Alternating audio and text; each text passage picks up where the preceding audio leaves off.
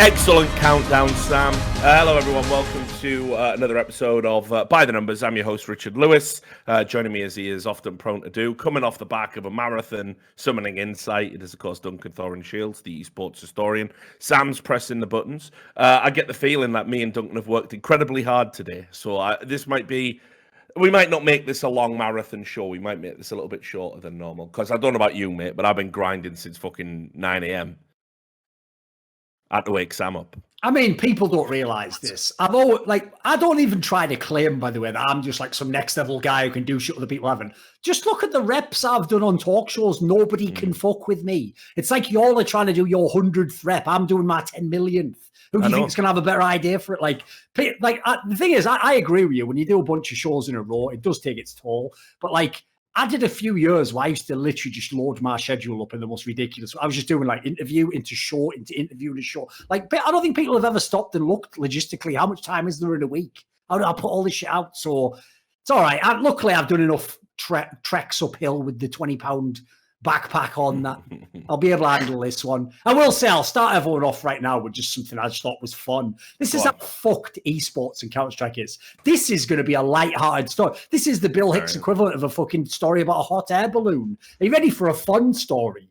So, you know those Brazilian CSGO fans? Reasonable. They've been at it again. So here's what they did. Oh, yeah, no, I did see this on the Do Not Peek. Story is one of the most amazing stories. Because this is brilliant. It doesn't involve me. It doesn't involve Richard. It doesn't involve anyone antagonizing a Brazilian person. It just involves a famous Brazilian person, his fans, and we all know that's like the beginning of the fucking Powder Puff Girls episode. You put in all those ingredients and you get what you know you're going to get at the end.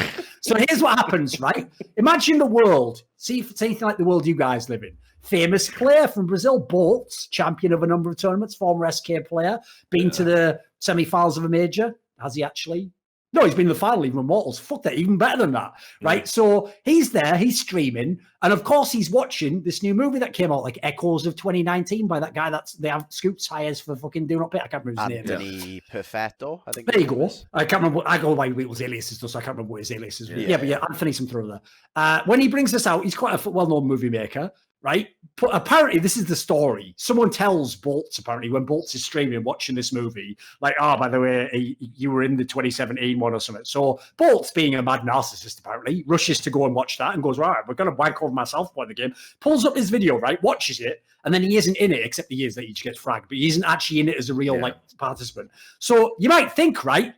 Sounds like a perfectly reasonable story so far. He probably turned the stream off, went to bed, and life just continued. No. Here's what happened. 300 people from watching that stream just thumbs down the video on YouTube because it didn't feature Boltz. And how dare this video not feature Boltz? So in case you're wondering, things haven't really improved in Brazil. Still some issues over there. No, the corral hole levels are still... That's got to be one of the maddest stories ever. Because like I said, it doesn't even contain anyone else. It's like, apparently, as far as I can tell, you can put one Brazilian pro and about 50 fans in a fucking airlock somewhere, and they'll still corral hole like motherfuckers and ruin something in the world. Yeah, it is insane. Like, I mean... But just to also put it into context, get ready for some more corral hole. By the way, we'll have to timestamp all of this, or we are just getting shanked to death immediately. It happened as well, mate. Because Gowler's got nominated for Streamer of the Year at the Esports Awards, right? Which, by the way, perfectly reasonable nomination. I'm on the board for that. He's had insane growth. He's been involved with some massive streams. He's the official language partner, for so much stuff. So. A righteous nomination, absolutely. But for whatever reason, now the narrative that's being put out is you must vote for Gowles to win it, because it's got that public voting component to make Thorin and Richard Lewis cry. It's like. I'm in the group chat with all the other. I go to the meetings. I'm on the fucking board, so I know that he's getting nominated. I've got an opportunity to go. Well, that's outrageous. I'm not going to say that. Well, I don't give a fuck. The guy's a cunt, But at the end of the day, can't deny what he's done as a streamer. Best of luck in the awards. I won't be crying if you win it. Spoiler: you're not going to win it. But if you do. No tears, but we're actually going to cry because anyone won a fucking award. I know. Are you out your mind? Do I work for PC Games then or something? Do I work for Polygon? I think we're all right, mate. But yeah, it's just weirdness. Anyway, look. We're not daft cunts like the Huangju Charge going out there liking tweets like esports journalist of the year and then literally just basically getting sponsored by multi-level marketing companies like an absolute shower of shit. I know, right? Anyway, look, let's get off the couch and not use this as a person. I haven't seen you, mate. Like, obviously, I could just sit here and bitch. Petty Grievances, a new series with, Richard Lewis and Duncan Torrance Shields. We've been wanting to get that one up and running for a long time. I don't know what this show was trying to become at the beginning of every episode, but we just wrangle it down and start talking about Counter-Strike eventually. Yeah, we have to. We do have to. But first, let's do a shout out to the sponsor. I want to say it's a great and proud day. Our sponsor, .com, we've re-signed with them another year with glorious.com. So shout out to them for supporting us for as long as they have. It's been a great relationship. Honestly, it's been a relationship where they have had pretty much the shitty end of the stick, innit, Sam? I mean, let's be real. Yeah, pretty much. Yeah, they sponsored us, got into a legally binding contract, which involved us promoting them on YouTube. And then YouTube said, you can't promote them on YouTube. But we had a legally binding contract. Why can everyone else do it? Well, because they're not at my desk right now. All right. Yeah. So they just said, I'll tell you what, we'll keep paying you the same money anyway. Even though you can't do that massive part of the sponsorship deal anymore. Try and stream a little bit more. I take months off at a time from streaming me. Absolute cunt of a human. And then I sit here and I go, guys, we're doing by the numbers. Go support. So really, seriously, do go and support.com. If you don't have an account with them, go sign up. .com/RLS. You can even go to what it'll sound like if you're watching this on YouTube. Beep with knees.com. I don't know if you have to beep these days. I don't have to beep because I'll have to beep how many E's there were. I think. Right. Where's the line live? I know, mate. It's mad. It's mad. It's mad. But anyway, they're a great sponsor to have. Love them dearly, and go support them. Sign up multiple accounts. Make it look like you guys aren't just a bunch of fucking freeloaders getting some of the most straight fire Counter-Strike content for fucking free, not paying us on Patreon, not supporting our sponsors. It's a fucking outrage. Anyway, enough of that. So let's start with something that we're gonna have to edit out. Probably like most of the show, but I mean this bug needs to get fixed as rapidly as possible. I've already sent it to Valve and everything because this is in an online era, things like this existing are unacceptable, and it does piss me off as well that once again it has to be fucking blabbermouth Rich that's got a fucking. How many cunts have known about this for how long? And there was people in the replies as well, by the way, going, "Oh yeah, this has been around for a while." Like. Say something, motherfuckers. Like, what's going on? No, I think it's ridiculous, especially because, as you say, there must be some pros know about this. So, this is also one of those areas where Valve fucks everyone by not having a community liaison person. True. For all we know, maybe there is a pro who knows about it, but what does he do? Tell his manager, like, can you contact Valve and tell them about, like, who the fuck knows if that even works? I'm not even sure there's a good method for doing it. Yeah. I mean, I think overall, I think Valve might. I think probably they haven't said this, but if FaceIt were already aware, I would like to think FaceIt have at least, sent it on to Valve. I mean, I went and emailed like all the tournament organizers that I had, contacts for, and it's a bit awkward because I had like ones from like really tiny leagues in like Russia going, well, we would love to know the details of this, and I'm like, sorry, kids. Nah, it's just for the big boys, I'm afraid, because I don't know who the fuck you are or what the fuck you're going to do with it, or even if it can be fixed. I mean, there's one guy called Zool who said this might be a real difficult thing to fix because of the nature of the bug. But I sent it to ESL.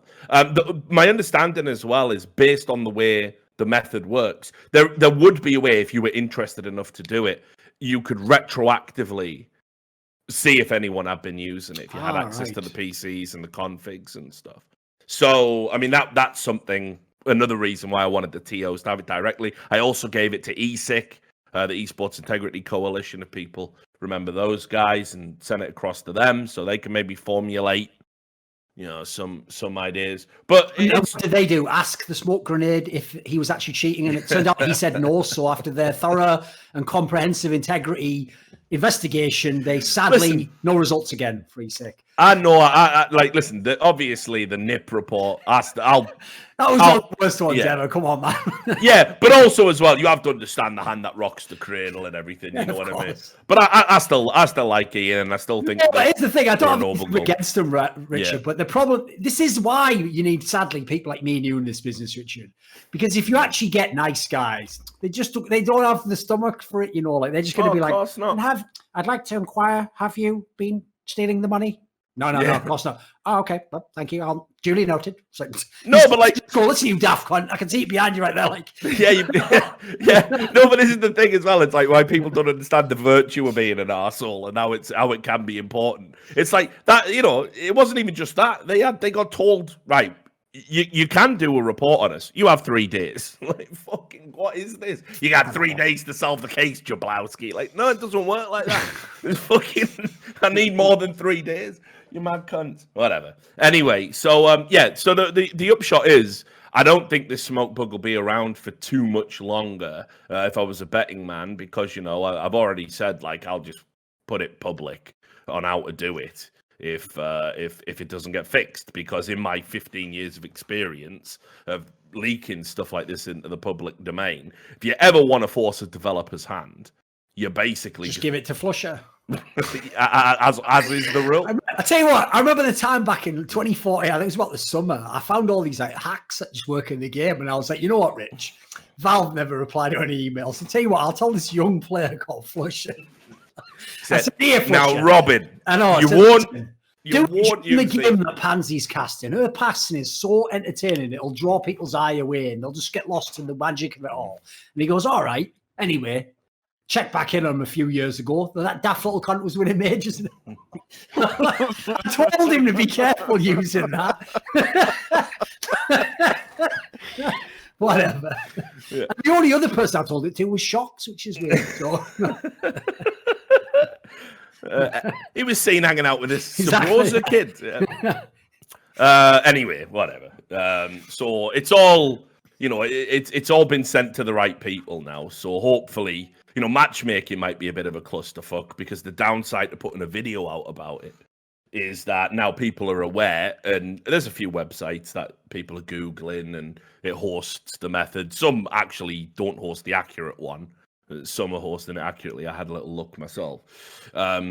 So you're probably going to see an uptick in matchmaking. But as I said, sometimes it's got to get worse before it gets better. And I don't think there's any cause for panic. But there's certainly, if anyone wants to go through some games where there's been a suspicious amount of smoke kills or a suspicious amount of people with incredible reads, despite, you know, smoke tactics potentially leading you another way, have a look at them and break them down, because there might well be something in it. And I don't give a fuck who it is. Call them out. Right, so that's the first thing. That's the first part we want to talk about. We should also bring up our regular recurring guests on the show, the CSPPA. Because some shit again, have they? Well, no. So here's the thing. What we talked about last time on the podcast was there was this huge conflict of interest thing going on with them acting as an agency. Oh, no, I remember this. Yeah, sure. Yeah, you know, acting as an agency, despite being what is ostensibly a player union. And we went into great detail about an hour in our, you know, verbose style, explaining why all of these can be problems and how you can use, you know, intelligence that you gather with one entity to benefit the other. And remember, agents don't do it for free. They're not just nice guys. They take a cut. So if they can use information from the union side of things to get more to get you a better salary with you know, an organization that's willing to pay above market value, it doesn't matter if it's a better deal for you or not in terms of like benefits, prestige, reputation. Their cut's going to be bigger, and they know how to manipulate it and manufacture it with information they get from the union. So there was all sorts of, like, you know, crazy potential conflict of interests there. But one of the key things, if you remember, when they were accused of having done the agency services, they denied it. They said, we didn't do agency services. We simply helped Heroic in this capacity, which is, as Shocks might say, is normal. It's normal for union And that was that. And they put another one of their statements out, really dry, long statements, like a leftist meme. Too many words, not enough substance. Tell you what, CSPPA's meme game is shit. They're really quite poor. No, it really is. Non-existent, some would say.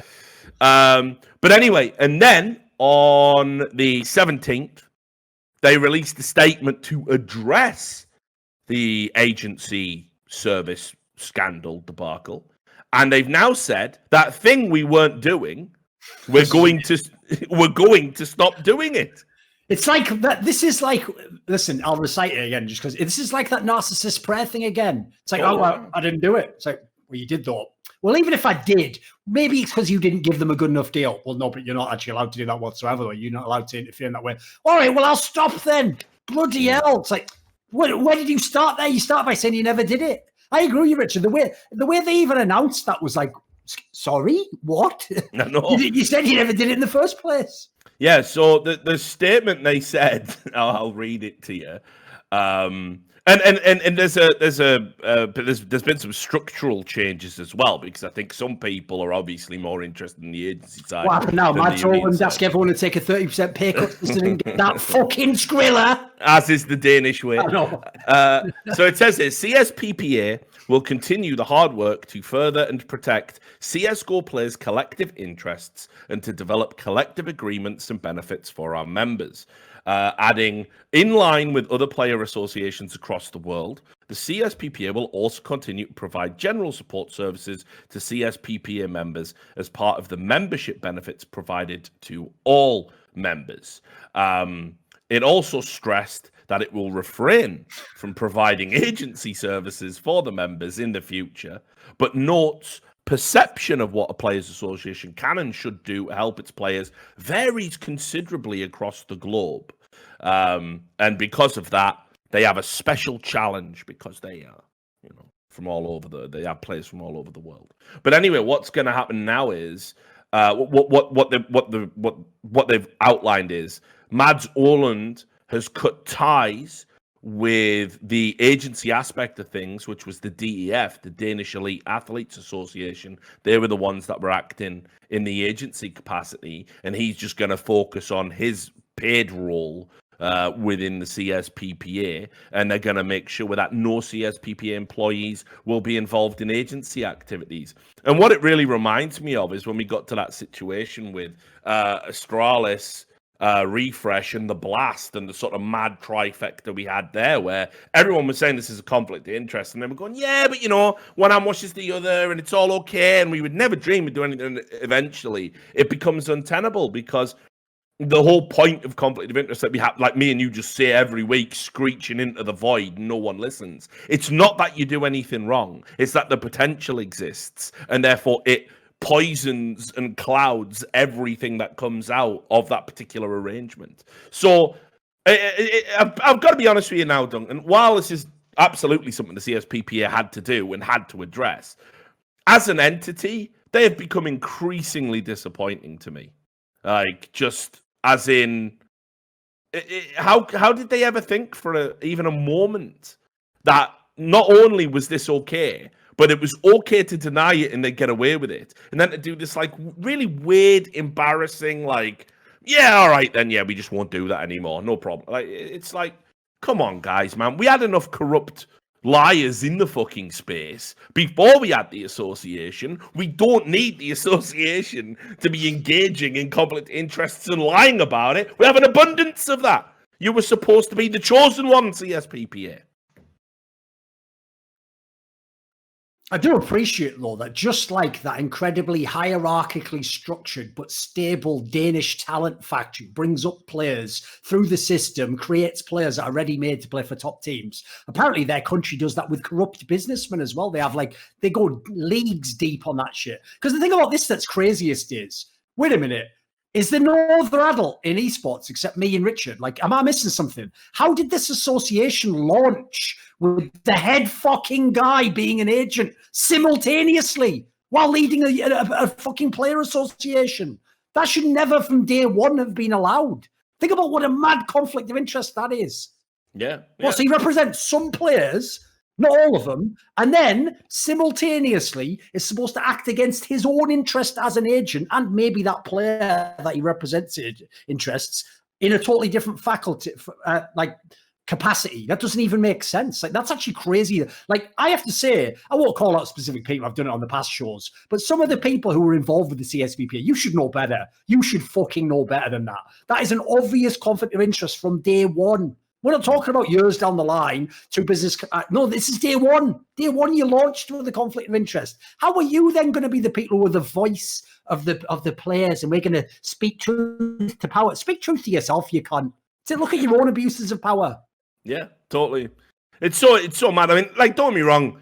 I expected there'd be a few early teething problems, but the kind of battles I was expecting them to fight I wasn't expecting them to get embroiled in, like, no, of course not, weird shit like this. You know, I expected it to be, like, for example, well, look, let's just call it the big battles that have needed to be fought. They've been nowhere on it.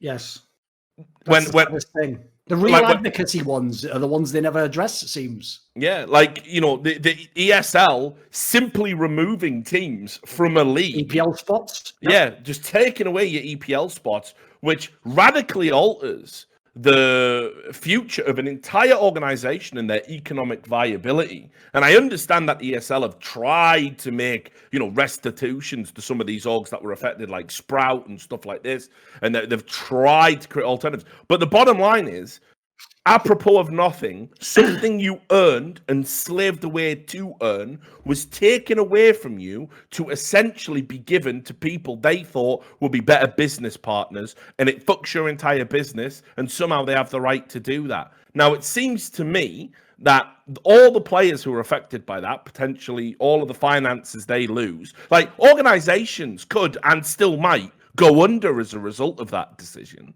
And then as a player, you lose your salary. So what's the CSPPA? You could lose sponsorships literally that are based on an EPL spot, yeah. Yeah. So what's the CSPPA doing about that? Well, nothing. And in fact, after that had happened, the CSPPA came out and publicly said, we're super happy to have entered into an agreement with ESL. ESL's an amazing organization and treats players really good. Like, mate, come on. A fucking bowl of fruit in the green room and a fucking, you know, welcome to Cologne fucking sticker on your bed when you get up to your hotel room. Yeah, makes you feel wicked, makes you feel like you've made it, but it's hardly the most important topic in fucking esports, is it? Like, you know, what about those cunts further down the trough? And then you start hearing about how, well, if you're a low level player, you don't even get specifically consulted. You don't even get asked about you know, whether or not your vote counts or what matters to you. And then turns out they don't even specifically count votes at all. And what they do is they just talk to the big boys, and the big boys say, yeah, I talk to the players every day. They'll be fine with it. And that's how the collective decisions are being made.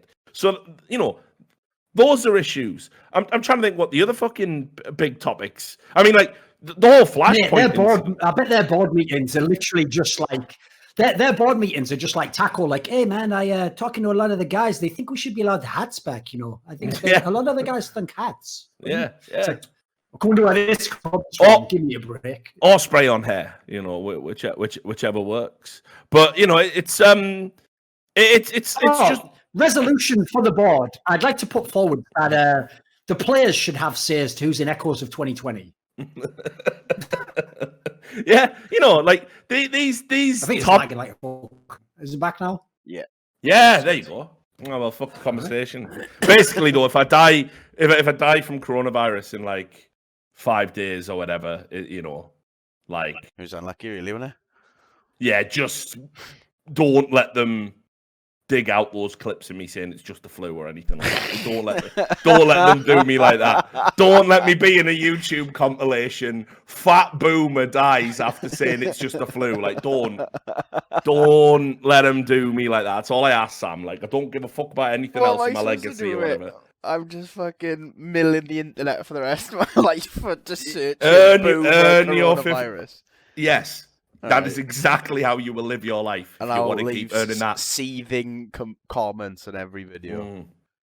Oh, yeah, back on the topic, though. The thing is, right, in the CSPPA one, by the way, I'm getting like a feedback. I can hear something. Yeah, it's Sam. Oh, then Should be it's gone out. Basically, one of the things I've found so underwhelming is, like you're saying, first of all, on all the issues where, listen, I'm not talking about doing something, actual change. That's very hard to do. And I don't even know if actually agents, associations can do anything, because like ultimately players don't want to withdraw their labor, which is the only mechanism. So, but if they don't, at the very minimum, they're acting. Here's the weird thing. The way they acted to Flashpoint, where all they did was, and when we literally said legally, we're just not going to pay you because you haven't done what we've asked you to do, they then essentially just said, we've done what we were legally required to do, and that was going to be it. That was all they were going to leave it. That feels like how they react to everything. That's their MO. So when it's something like, well, why didn't you speak about the EPL slots? Nothing we could do, was there? So just left it at that. It's like, well, no, that's to us, at least, if you want to talk about perception, that's what we think you should exist for, is to be the advocates for the pro players, even if it's just in words alone, in representing their opinion, in giving off what the perception among pros is. Like, were pros cool with that? Were they not cool with that? I don't even know at this point in time. I only know because I'm a journalist myself and could talk to pros privately. Like, aside from that, I would have no clue what the pros thought about those EPL slot decisions. Meanwhile, then you come to what seemed like the slam dunk moves. Like, by the way, I said this on the last 2 episodes, but it's true. They had the easiest slam dunk of all time to get these deals from ESL and Flashpoint. These orgs wanted to do deals with this company because, like I told you, Richard, they wanted to have a company that in theory could keep those players accountable. So it's like, you know what, we'll do your deal. We will pay you the money. Here's what we'll pay you. And this is what you've got to do for us. You've got to make sure that if you want certain terms, then we can ask terms of you. We'll all agree upon the terms like professionals and move forwards. Well, as you're seeing, the reason why Flashpoint ain't paying them, and the reason why I've heard other people don't want to pay them, is because that they haven't lived up to their end of the equation. Like, they haven't been a body that represents the pro players, and therefore, since you can't deal with every pro player individually, you deal with the parent body. No. So at the moment, I have to say, at the very premise of what I thought the association was for, they not only have failed, they haven't lived up to what they were supposed to do, as far as I can tell. Like, failing would imply they even tried. As far as I can tell, some of these things they haven't really tried. Like, they seem to have a very different perception of what they're doing than what I thought they were doing, put it that way. I mean, it honestly does feel like and again, I don't have any insight into this, but this is what it feels like. Feels like the thing I ran into when I tried to create the player association, and that is that how do we fund it? There's no money in it. How do we get experts to basically give their time for nothing? How do we get players to pay a subscription fee for those services? So we have a pot of money at least. There was all these hurdles that you were going to run into. And basically, from what I can tell, it feels like the agency is almost like the end game. And we didn't need another one of those. We've got so many agencies now. I mean, there's agencies that people don't even know about. There's like there's a French dude going around signing up every fucking player that's like landed a headshot in fucking Valorant, because he thinks he can make some money on it somewhere down the line. And it's like, we didn't need that. What we needed was an association and a focused association, like you say, to go out and fight the fucking battles that need to get fought and raise the concerns. Now, yeah, for example, saying something like player burnout's a big deal. That would be a much stronger message, by the way, if that wasn't now being leveraged as a mechanic for certain contracts, which, I'm reliably told, by the way, you can't even speculate as to whether or not that's happening. That makes you a monster. Yeah, I just saw some kid who got banned in Valorant who said, I'm taking some time off for mental health. He was cheating. And everyone said, he's using mental health as an excuse, Richard, don't defend him. All right. So you never win. You never win. But the reality with that is, like, it's like, fucking okay, let's have that conversation then. What are you doing? Where's the summit? Where's the experts on burnout and athlete fatigue getting round the table? Are you organising that meeting, are you? No. Once again, it'll be the content creators, the journalists, maybe a player or two will speak out about it. It's like, so even the things you are highlighting feel like part of an agenda. Feels like it's part of your machinations. So I've been bitterly disappointed with what the CSPPA has delivered to the scene so far. And the only good that really seems to have come of it is they at least managed to get some of the Astralis players into better situations in terms of their working environment because they were getting beasted by an organization that clearly had one thing in mind, and that was get the share price up at all costs. So, yeah, not really feeling the CSPPA at the moment. I'm not going to lie, but maybe there's more with the meets the eye. I've reached out to them, and a few other people I know have as well, and they're like they're on hiatus from doing interviews. I think until like August or something. There's another thing people probably get lost with as well on all this shit, right? You know the classic refrain, I'm sure it tilts you as well, when someone's like, why didn't you just message him privately? It's like, I did actually, you daft shit, because it's privately. How would you fucking ever know, you moron? It's not like an omnibus episode of fucking Hollyoaks where it goes, and here's what happened before, and then, hello there, I'm just calling for that. You know, real life is like stuff in private, so you never get to see it. Like, there's no flashback scene where like it's not like the fucking whatever, the 5th book of Game of Thrones where it just goes back to a different location and tells the story over from their perspective. Like, you've missed it. Life's life. But the point I'm making is this. I've done the same thing. It's not that like I'm sat back like you guys just watching the show going, this character sucks. I've tried reaching out to these CSPPA fuckers. They don't want to play ball, guys. They are going to, put it this way, I knew immediately something was very suspicious by the fact that me and Richard don't have all this straight fire inside info from this association, because if they actually were representing what they pretend to, we'd be the biggest supporters of these fuckers. They're supposed to be there to go to battle with the literal scumbags that we hate in the industry. The scumbag TOs that want to have exclusivity over the whole scene. The org owners who want to rip everyone off and get them to the minimum price and exploit them and go to every tournament all over the world every single week. These are the people that they would be, but I'd be in their corner. So I've noticed, like, I brought this up last week, but I'll reference it again. Don't you find it so suspicious, Richard, that the people who later get exposed as like actual monsters as a person or in business, they always, the first time they encounter me and you, are always hostile, like right off the bat. And if you're me or you always think, that's weird, I don't even know this guy. But I always think there's some sort of level on which they know that one day we're going to be against them. They know that, like, this is the person who's going to fuck with me if I trip up. So even though they haven't done anything, it's almost like guilty conscience. They're just ready for you to be against them. And that's always a massive tell, by the way.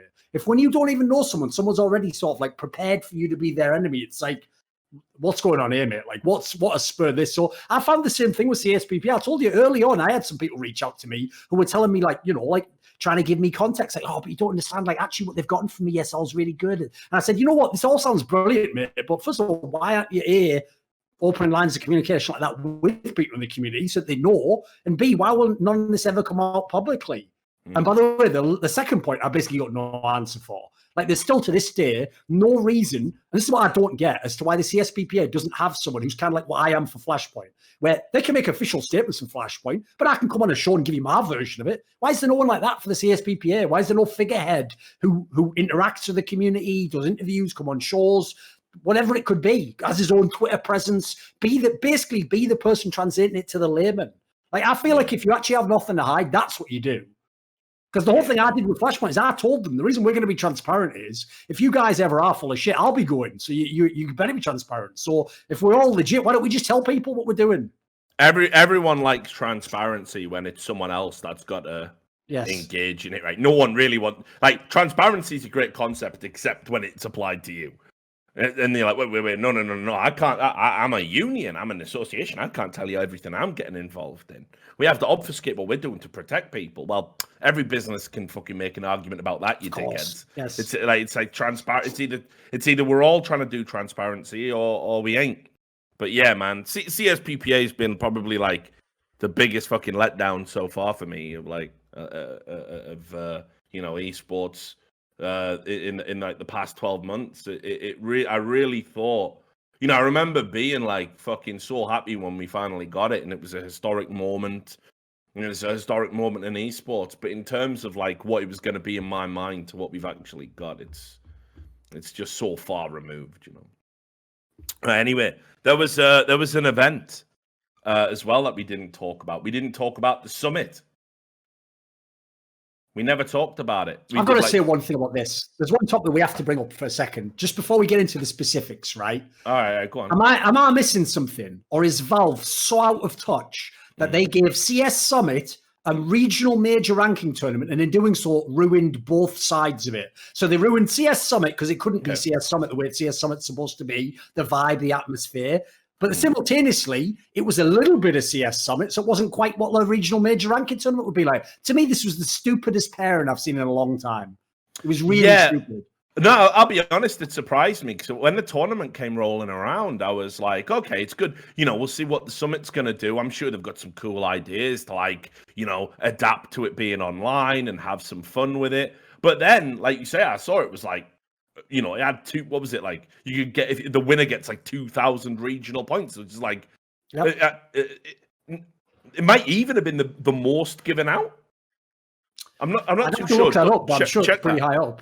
Yeah, but it was like, so I was like, wait, what? That makes it essentially like an official kind of second. One of the most serious, important tournaments of the year, Yeah, but it makes it exactly. It makes it one of the most important tournaments of the year. Now, we know this year has been completely fucking ravaged, and none of it makes sense. But, like, you know, the idea that the CS Summit's suddenly been elevated to, like, this vitally important status. I mean, it's probably all going to be academic anyway, and we're bitching about something that's not going to have any real value because looking at what's happening in Brazil, I can't realistically see the major happening. No, I think all this qualification sadly is going to be for nothing. I'll have to start over again, but whatever. I get your point. No, but yeah, that's the issue is, like, I like CS Summit events. I've always loved that format. They had it in StarCraft, obviously, with all the fucking home story cups and stuff. The problem is, if you're going to do it, you lean into it. That's not the format you do half-assed, do you? Because as you're saying, with the actual gravitas of the event, it should have had nothing to do with CS Summit evolving. It should have been totally serious. You know, occasional jokes if analysts want to make them. But that was the main premise I had that I had an issue with. Is to me, the premise was flawed. Because it would be like if WCS was Home Story Cop. Well, which is it? Am I doing fun Home Story Cop where we're casting and we're having beers? Or am I doing WCS? It's just like the World Championship leading into it, you know? Because those are two, like, polar opposites for me. Yeah, no, and I think it does, like, one of the things that's always just annoyed me with major qualification in general is that it's like the minors always seem to be like some mad shitty afterthought that just happens online, and people, like, get together and go, who the fuck even qualified for the major? And it's like, that's such an important part of the story. It would be like you don't watch the Champion League's qualifiers for those little minnow teams. Well, what if they go on and have a mad run? What if they get out of the main groups and, you know, what if they do have a mad run? Well, where they started is a vitally important part of the story. So you can't just say, we're going to miss out chapter 1, chapter 2, chapter 3 of the book. Gets really good in chapter 4. You're going to love it. Like, what we do is about crafting a narrative and making fans understand the story and understand why games are important and why specific moments are important. And to do that, you need the full context. It's vitally important. So I've always had a beef with it anyway. I've always thought it's like fucking, you know, really stupid the way we're like, yeah, these are the minor qualifiers. We're not even streaming all the games. We're just, you know, in fact, actually, the games that are being streamed, here you go. It's Richard and Sam doing it at fucking 4 a.m. because no one else will, or, you know. Here you go. Like, and sometimes you can't even get the fucking IPs. So you have to bow and strip. Dude, in an online world, the one thing we shouldn't have is a lack of fucking people who can cast the games. Come on. I know. Can't just be organised. Talk to Vince about that, by the way. The way he would be like he literally offered, I think, to cast some of these games that weren't even being broadcast, like, for an entire day. Like, just give me the Source TV and I'll do it for you. And, you know, people are like, by the time we figured it all out, the games are like, just nonsense. It's like, it was Vince that had 300,000 Brazilian fans as his beck and call. Yeah. Well, mate, wait till the Geordies rise up in esports. Then you'll see some shit. Then you'll see some fucking mad. Tell you what, shit, there's the real joke, isn't it, Richard? Because obviously that's the problem. As you were finding out, all Brazilians also think they are the hardest shit ever because they think everyone on the internet's American, right? I never said all of them, by the way. Don't bring me on the all of them boat. Don't bring me on that. I don't want to go sailing on the seas of Thorin. I'm talking about when you were saying last week that they thought you were American. Yeah. No, so my premise is this. They all think that we're just all Americans. Like they visualize when they've never been to America. I don't think they know when they're like, we know where you live. Go on, try rolling up where I used to live in Middlesbrough. Go on up there. Go on. Yeah, that's the house. Go up to that. Yeah. Knock on that door and tell that guy what you think of him. By the way, when he shoves you on your fucking ass, welcome to the real world. Because it ain't. Like, listen, I know Brazil's hard, but it's not all just Brazil. Let me just put it that way. But yeah, so like the summit like was propelled to be in like this mad important tournament, and we'll talk about Europe first. Like obviously I know this started like 3 weeks ago or something, so you'll have to cast your memory back. But there was a few surprising results that came out of this, and a few interesting little talking points. I guess in terms of bad things that have been going on, the Mousesports decline continues to be very pointed, and it's hard really to put the finger on why this is all kind of going wrong, but it does feel like almost everything that could go wrong for Mousesports in terms of the global landscape of Counter-Strike has gone wrong for them. Krieg nerfs, fundamental changes to, certain aspects of the game. Obviously, I think the economy's fucked up right now, and there's a certain aspect of that which I think teams that have better tactics and are better at managing an economy right now are being hurt by the fact that there's this parity over on the T side, and you can get rounds where even by winning the round as a CT, you can be worse off than the T's in the next round. Seems to be crazy. But not just that. I mean, they're a LAN team, and fucking Karrigan's a LAN in-game leader, and they're they always seem to perform well, when it's required of them in a LAN environment. And this online era has absolutely wrecked them to the point where, they were finishing joint bottom at a tournament like this, got battered by Godsent. They lost to a lot of bad teams the last few months, especially. Yeah, I mean, just entirely. But at this event, I think it was Godsent and Fnatic. I think that was it. And then it was just lights out. And I don't think they took a single map. I think you got 2-0'd in both games. So, shocking, really, to think about where Mousesports are. And I'll give you some props here. When we were talking about the Krieg nerfs in that episode of the podcast when they happened, and we were saying which team do we think, we got asked by one of the viewers, which that's team how no one brings that up anymore, Rich. We're that, yeah. Everyone was dunking on me for that whole week afterwards. Never gets brought up now, does it? It's weird how that works. But like, where even are they in the fucking world rankings? Let me check. They must be bad now. Like, even with all those ones where like HLTV let you decay from last year, I'm sure they I doubt they're top 10, are they? No, they're down to 13th, so they're below NIP at the moment. Holy shit, pretty wild. But yeah, I mean, just overall, I thought this kind of like really cemented where they are. They'll be itching to get back to LAN, and I don't think they'll change anything or like have a knee-jerk reaction until that point. But like, they do need to get some results on the board. Like, I'll never say like, oh, you got to kick this player, that player, Karrigan, blah blah blah. But like, you do worry when you've seen Karrigan's teams a few times, and how they rise up, they peak, they win trophies, and then they have massive drop-offs, and then he's usually the guy that gets kicked out after being deemed surplus to requirements. I just hope history isn't, repeating itself. I mean, luckily, as far as I can tell, this is like a rare example where that looks like it won't happen because, like, first of all, contrasted to him, these other players aren't on the level that he's been on it in his career. Like, he brought them to that level. They weren't already there. So unlike the other teams he's been in, I don't get the sense there's going to be like the same mutiny. Like, I feel like those players, especially people like Frozen Robs who were nobody basically before, I think they understand, like this guy's a part of the reason why we're even in this privileged position where we had a chance to be in all these finals. So I get the feeling he's not going to have the same issue there. But I definitely agree with you. The main problem I think with this particular lineup is there's a lot of other teams out there that people are like, oh, let him get to LAN first before you change players. Like some of the other teams weren't that good even before. The problem is this is a team where unless we're going to go like 8 months more online, unless it's going to be a long time of online play, I have to say, I wouldn't lie. I wouldn't kick anyone. I would just wait until it came to the LAN and I would see then who can stay and who can leave because it just seems so implausible that they went from being so good to this bad and then what, they're just never going to be good at Counter-Strike again.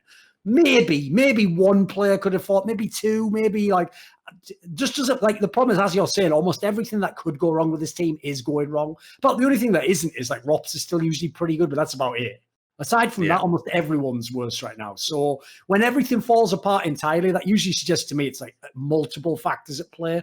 So I have to say, even though it seems impossible, like their results are untenable. It's not that they're just not having good results. As you say, they're coming last place in tournaments. They're losing to nobody teams. They've been in certain online tournaments where they had the easy group and couldn't even get out of it. So, like, I agree. These are untenable results, but because we're in an untenable scenario, I feel like they might be able to skate by. It's just that the problem is this. If they get to a LAN in, say, 3 months, we have a LAN, and they are then bad, I'm sorry, then you have to make massive changes across the board. Like, you can't then give people a lot of, like, warm-up. They're not going to get, like, 6 LANs. You're going to have to give them a couple, and if they're as bad as they were online, I'm sorry, you've got to cut, like, half the team, probably. Yeah. Because they are terrible now. Yeah. The other big name team, I would say, that had a bit of a surprising finish here, they came off of having finished third in the previous 2 outings at tournaments they were at, was FaZe. They only finished 11th. And I'll just add, because it's going to be part of the story later on, they must have fucking nightmares about playing big, mate, because they got 2-0'd twice by them at DreamHack when they finished third. They played them again twice here and got 2-0'd again both times by Big and end up finishing 11th. They lost to Ents as well here. And, you know, FaZe seemed to be a team that were pulling in the right direction. And, you know, we're getting back amongst it. I mean, I think they were like 5th in the world when they were going into the Summit tournament. They've been good for sure. Yeah, but like this was very, very disappointing, and I don't know what it is. I haven't even had time to sort of analyze or even think about it, you know, in a constructive way.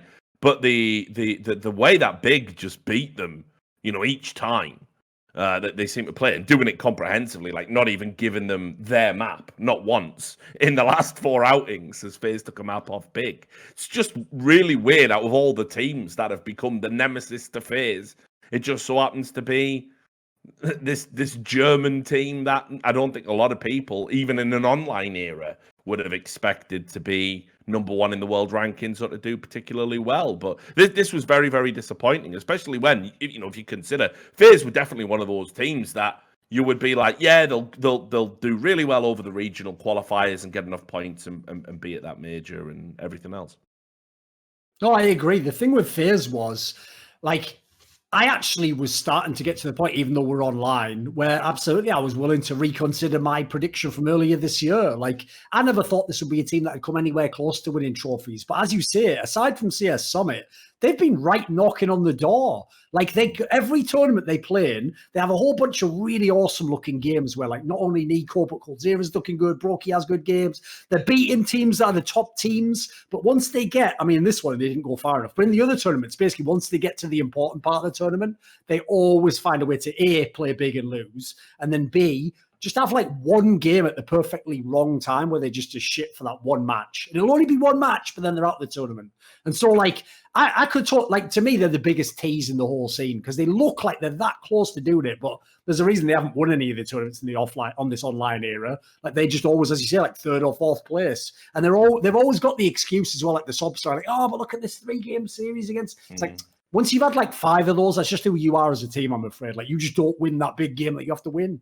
Yeah, but let's also put it into context, right? So if you go and look at the standings as they are now after CS Summit, so keep in mind we've only got the autumn series left for these qualifiers. FaZe is 7th, which would put them in as challenger, but the threshold between them getting in at all and not currently stands at about 500 points.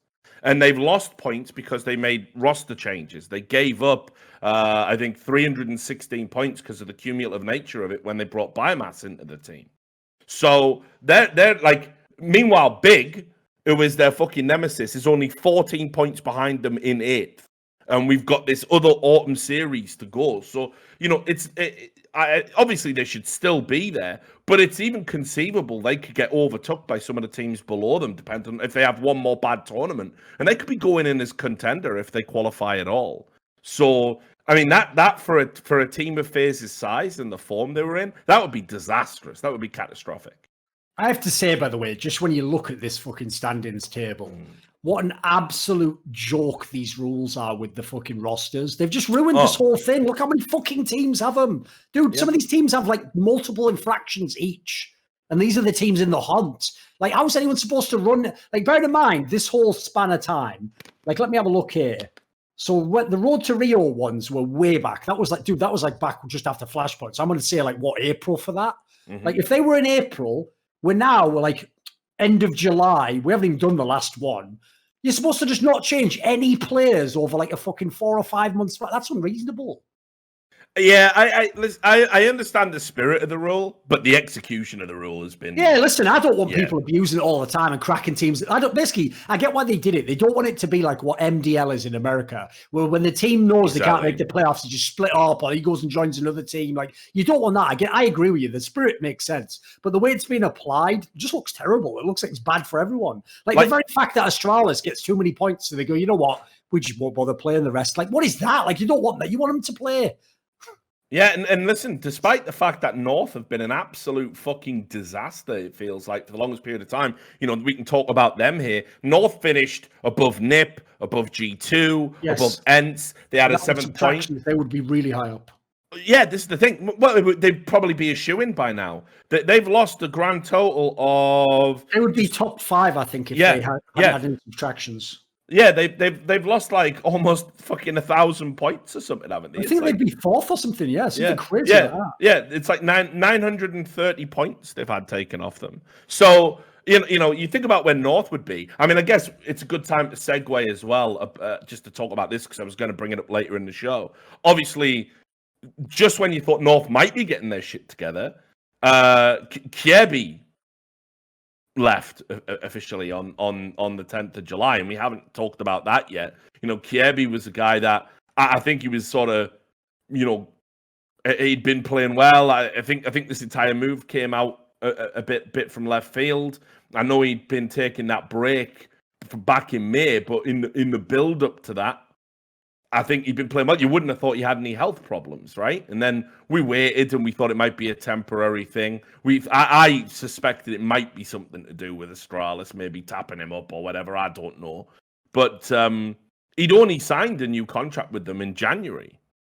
So the idea that he was going to be the player surplus to requirements, and they brought in a player called Christou, you know, some 18-year-old kid who's, you know, all due respect to him, he's not in the same league or the same caliber as Kjaerbye. I don't think anybody really wanted to do this move. It doesn't feel like anyone's really driving this except maybe Kjaerbye himself. And I think, you know, North, their problems, every time they fix one problem, like another just is around the corner. They just feel like such a dysfunctional organization.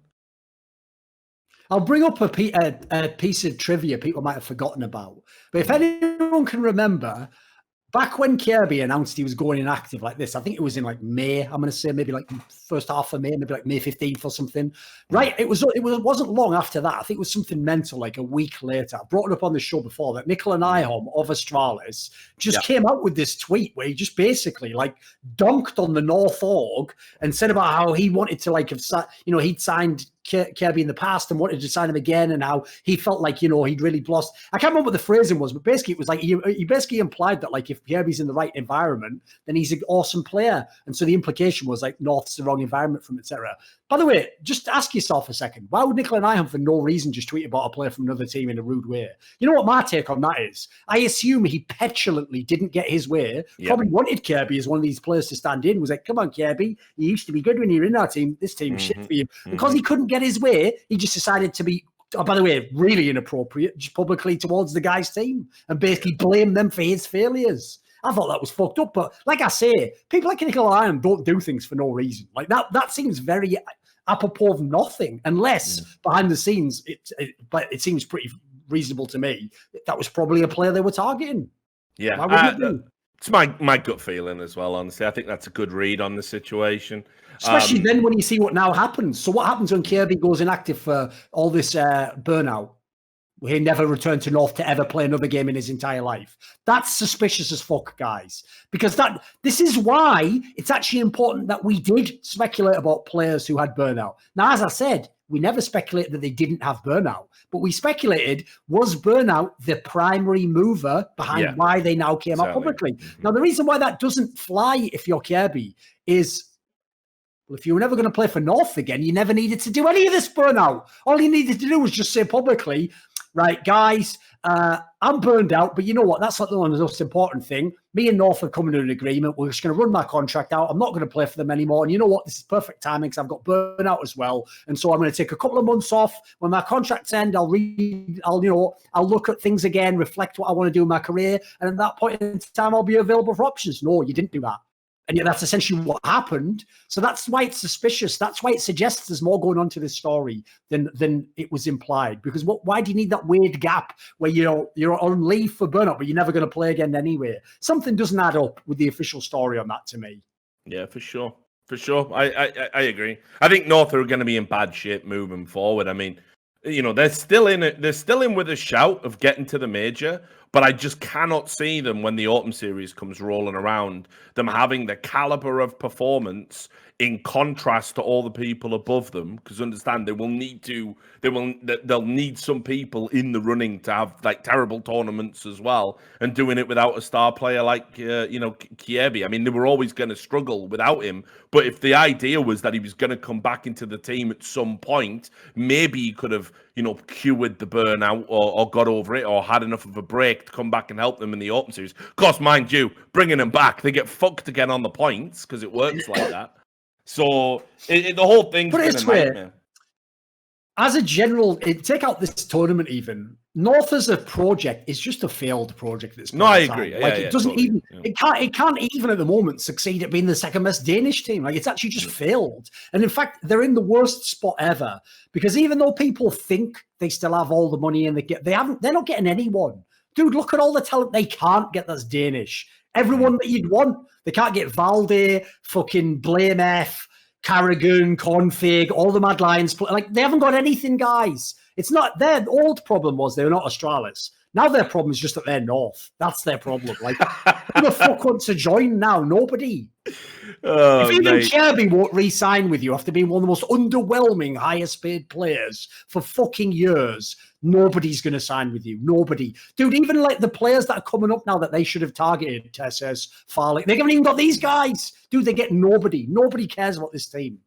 Which is sad because like I had a lot of reasons to like this project when it launched. I thought it had chances to go. So I even remember thinking, this is going to be awesome. You've already got Australis, who was the best team at the time. Let's have a second Danish team that's really good because we always knew that team was deep enough to support it. And now it's like you have, but it's Mad Lions instead, or it's fucking whoever you want, Heroic, or whoever you want to pick instead. It's not North, that's for sure. And the difference is, where's the young talent to go forwards? Like I feel like they just pitted themselves into a corner completely. You may as well just can it. Where do they go from here? Well, I mean, they're going to limp through this autumn qualifier and just miss out on the major by the looks of things. So that's the next chapter in their illustrious history. Right, one of the big surprise, I would say, overall, although there was a few. I mean, the next one, I mean, big, obviously, which we'll talk about, is one of them. But Godsent. Incredibly, despite the fact that Godsent weren't even in the first regional qualifier, not that there was a lot of points to be gained for it. Well, no, rather, I should say they were in the first regional qualifier, but because they weren't at the previous major, they didn't get the residual points from having participated. Sure. So when they did reasonably well at the Road to Rio, and they did unbelievably well here, having finished fourth overall. So, fifth. So that gave them like 1,500 points, and they're looking like really strong to qualify now. They'd have to have I don't think it would be like, they'd have to like change their entire roster and do dog shit in the autumn series. Now, this is a team that, when you look at the roster, it's mind-blowing to think of this as a major caliber team, let alone currently, by the way, qualified as challenger. They're a challenger caliber team. Just for those who don't know who the lineup is, it's Zane, it's Siggoh, it's Crystal, it's Maiden, and Farlig.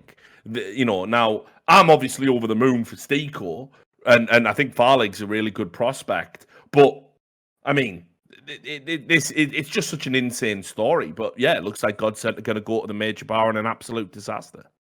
Yeah, this is an example of a team where, like, this is mental that this many rejects in one team are going to be in this position. Because as you say, actually, in general, they've actually batted like above what you'd expect for them most of the year, mate. Even when they had Makalele, they were always doing better than you expect. They were always in the mix. When like you see the name Godsent, your brain still wants to be like, right, we can walk that one over. That's a loss. No, dude, the amount of teams they've beaten is ridiculous. Props to them. I mean, yes, it's online, but everything is. So there's no point us saying that over and over again, is there? It's the world we live in now. As well as that, OG finished third here, which has sort of brought them into contention. Remember, they weren't in the road to Rio, weren't at the previous majors. So they had to do really well here and really well at the Open Series to kind of have a chance of going to the major. Now, I know OG are a bit like fucking Schrodinger's team to me, because I think like they're an organization.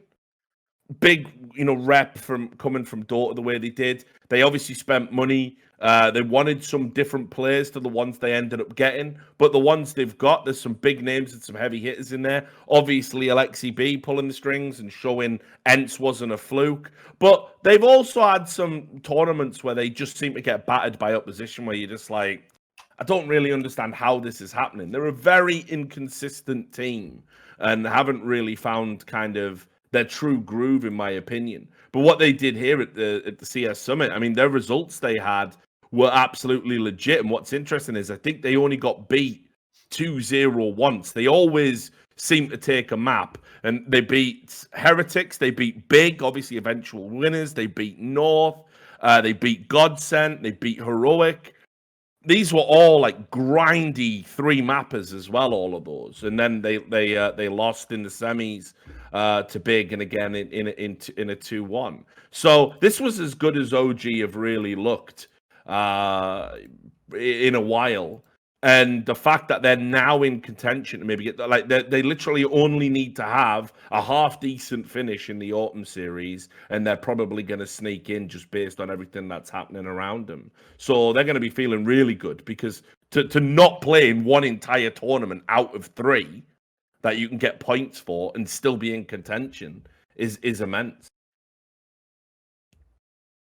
No, I think generally I've been actually quite impressed overall with OG, because like whenever you make these teams, people, I think the worst thing that ever happened because of FaZe Clan is it made people went from overnight being like, we needed everyone from the same country to like, there's no rules at all. Have one guy from every country in the world. It's like, well, that's like a bit polar, like surely you'd go from 5 from one country to like 3 Danes and a Norwegian and a Dane. Like you'd fucking go that way, wouldn't you? Like you'd gradually move into it. So when I see a lineup like this, my first assumption is this could all go terribly wrong and you could be really bad as a team. Like, look, there's no fucking shared background for any of these players. In fact, half of them have totally disparate like experience grades as well. Like some of them have been in legendary teams from one country. The other guys never played in any team ever. But you look at them as a squad, I actually think they've been somewhat consistent in like how the players play in the team. Like they're not really a team I see as all over the place. Like AliceTheAlchemist and MBK are there to be the brains of the team. They do a pretty decent job generally.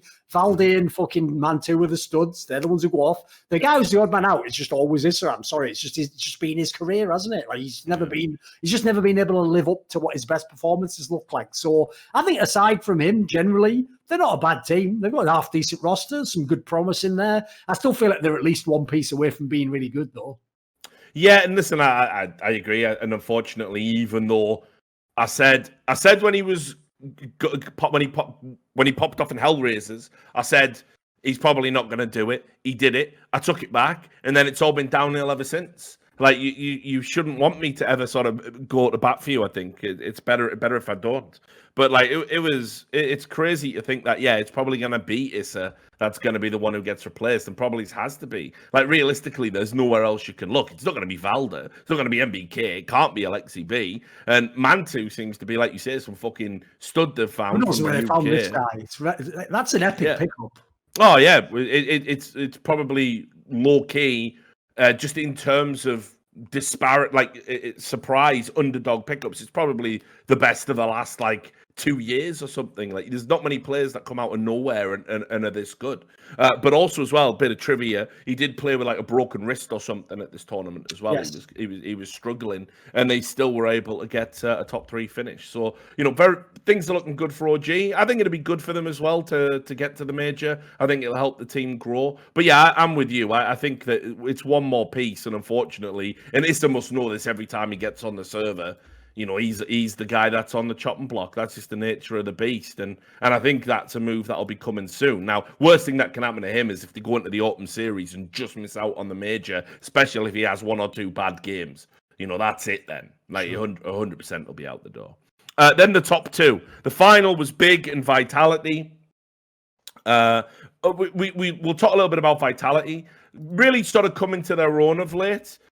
With the whole, show online era. But if you go and look at what they've done, DreamHack Masters notwithstanding, when they were at the Blast Premier Showdown, which sure it was only 4 teams, they got a win over, I think it was Fnatic out there. They also were runners-up to Complexity in the Blast Premier European Finals. That was when Complexity got the win. That was back in June. That was when we saw Jason Lick shed manly tears of joy because he actually did build a juggernaut against all of the odds. And then they came into the summit, thinking, well, we lost that one. We choked a little bit. We're feeling good. We're in good form. And they were just blasting through the opposition. They played that Fate team early on, easy games. Played like, North, played Heroic, beat OG, beat Big, and then got the rematch with Big in the final, and had the advantage there, and still lost somehow. So the reality is the Vitality team, as we knew, they were a team that we weren't really thinking about them in tournament contention. We were thinking maybe they'd peaked, maybe they'd dropped off.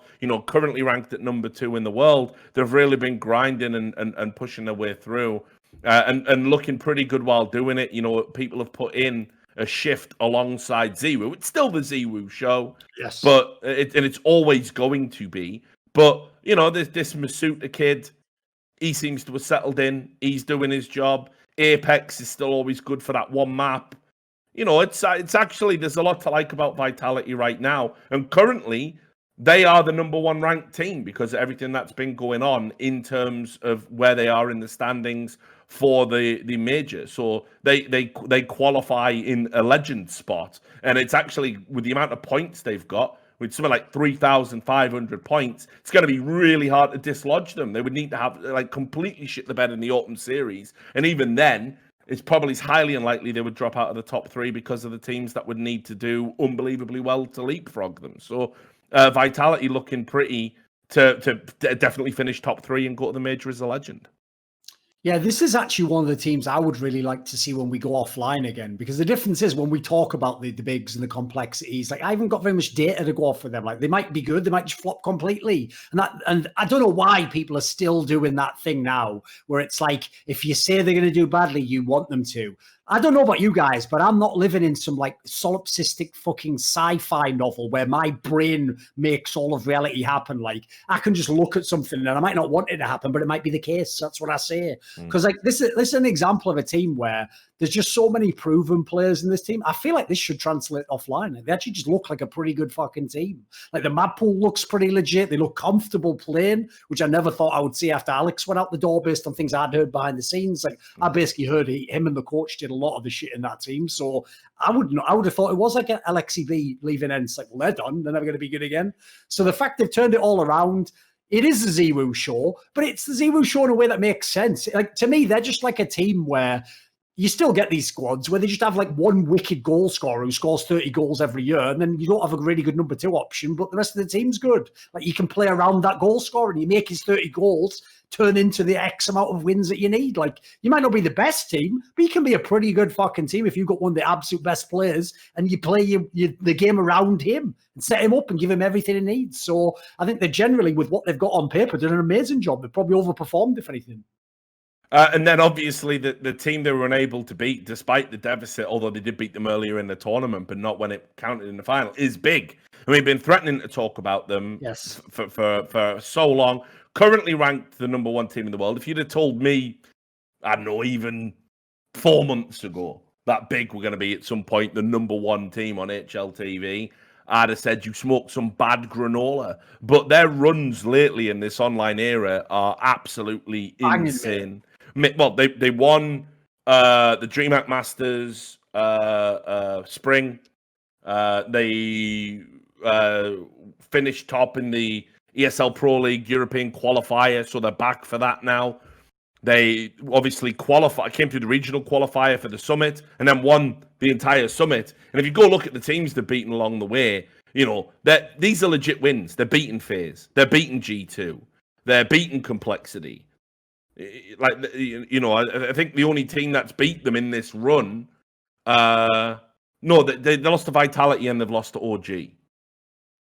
So it's fucking mental, and it's all predicated as well, by the way, on when you think about the players that they brought in and how underwhelming these moves were, and how it looked like it was all going to be, backwards for Big, especially after Smooya, because let's be real, that was the best version of Big we'd ever seen up until this point. But then they brought in, Searson, and it's just like, I don't know, it's just like the missing piece of a jigsaw puzzle. They look incredible. Now, obviously, keep saying it, this is the online era. How much do we know about it? Now, we do know Xantares is a player that seems to struggle with his mentality in LAN environments, despite being a big name and a big star player. But actually, if you look at these players, you can't say like, well, none of these players ever perform at LAN, so this is all meaningless. Like, tabseN's a big game fucking player. He's a sick fucking player and has been for a long, long time. Tizian was a really solid pickup when they first brought him into the team and has proven himself as well in the past.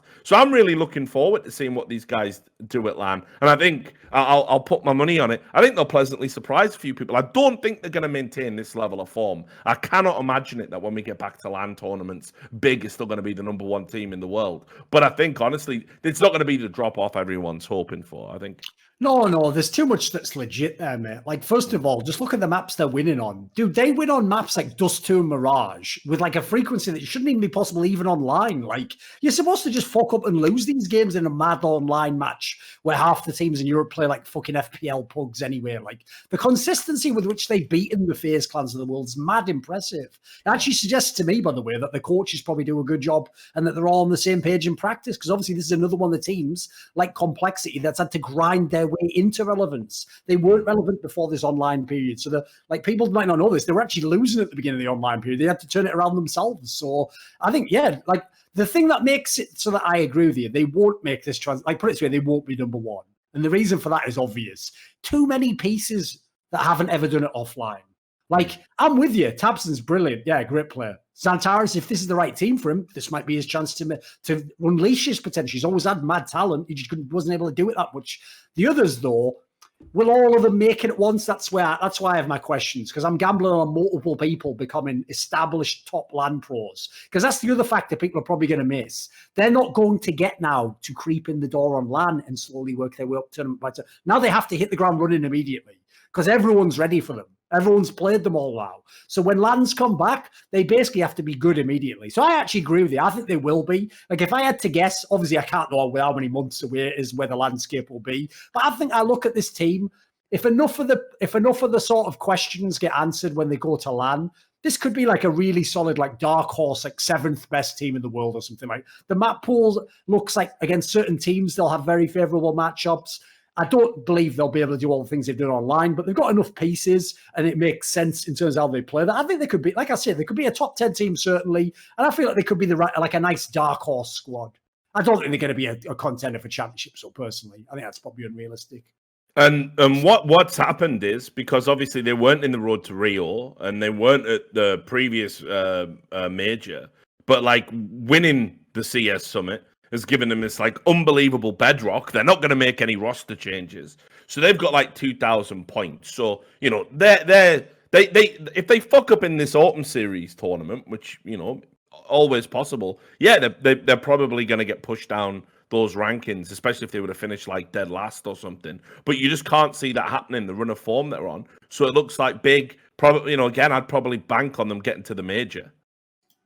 You know, I think that's probably is a safe bet right now. Out of all of the teams that are in the mix. So again, just unthinkable stuff. We'll quickly break down what's been going on in North America as well. It'd be remiss of us not to talk about that. And it's got the added advantage that we get to dunk on MiBR a little bit because the summit in North America, they finished dead last. All of the nonsense about, you know, what a great fucking team they are and all of this stuff. This is where all the corral whore was occurring. You know, I never actually thought about that because basically that was like a point that Zeus made when he came on counterpoints. I never thought. Yeah, watch that actually. That's supposedly part of the reason why they were all fucking whiling during that chaos game because they were in the process of losing an online qualifier to a major they thought was going to be held in Brazil. So it's like, I get that. That's like the worst possible position to be in when all your fans are going to go mental on you. Yeah. So obviously the ranks, you know, the way things are working out for them as well, they're under immense pressure.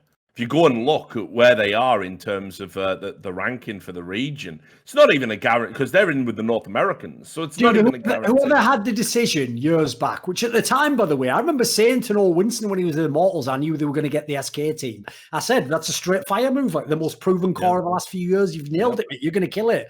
I have to say, whoever chose to name them, though, MiBR again, you cursed that org. So, because from that second onwards, it's like everything to do with Brazil just fucked you right from that second on. Like you can't name it MiBR and then not have Brazilian players. MiBR not make it to majors in Brazil. MiBR not even be the best Brazilian team. Like everything up to that just wrecks you. The branding's unfortunately fucked you so hard, and it seemed like a slam dunk. Like I thought you nailed it. Yeah, I mean, to keep in mind though, if it was down to me, they'd be disqualified because of the conflict of interest with Gaming, who were also playing in the North American region. And so prior to the road to Rio, they would have got a tap on the shoulder, right? Are you selling all your shares and all your shit today? Yes or no? And if they're not, right, you're not playing in the fucking tournament. That's an example, you know, of where people think, this is where people always think, like, as a journalist, when they do, have you noticed, right, when they don't know the specifics themselves, they're always like, why are you getting hung up on a small detail? If it's a small detail to you, that in a world championship qualifier, I can play against the team I own, that's mental. Like, for me, once you cross that Rubicon, you can never go back. Like, I'm not exaggerating. To me, I don't care a single word that anyone from Valve Software says about competitive integrity. They do not believe in it. They don't even understand it as a premise. The second that game took place, I remember just thinking, that's everyone out. That's ESL done, CSPPA done, that's Valve done, that's all the teams done, that's all the people on the board of CSPPA who are pro player. They're all corrupt. Every one of them is corrupt. Like, by the way, I'm not choosing that word by accident. They are literally corrupt. They committed a corrupt act by allowing that to happen and not even speaking out against it. That is outrageous. I know some people, they're thinking it's such a minor issue. Yeah, they'll use all the classic ones, Richard, but yeah, we'd never beat them. And again, you're missing the point. You are missing the point. Does it have to be Astralis and someone to own North before it matters? Why would it have to go to that level before it would suddenly be an issue? Because I'm sure you can all understand if it were. Like, if Device owned shares in fucking North and played them in the World Championship qualifier, would you be cool with that? I'd hope you wouldn't. It's the same thing, though, guys. It is exactly the same.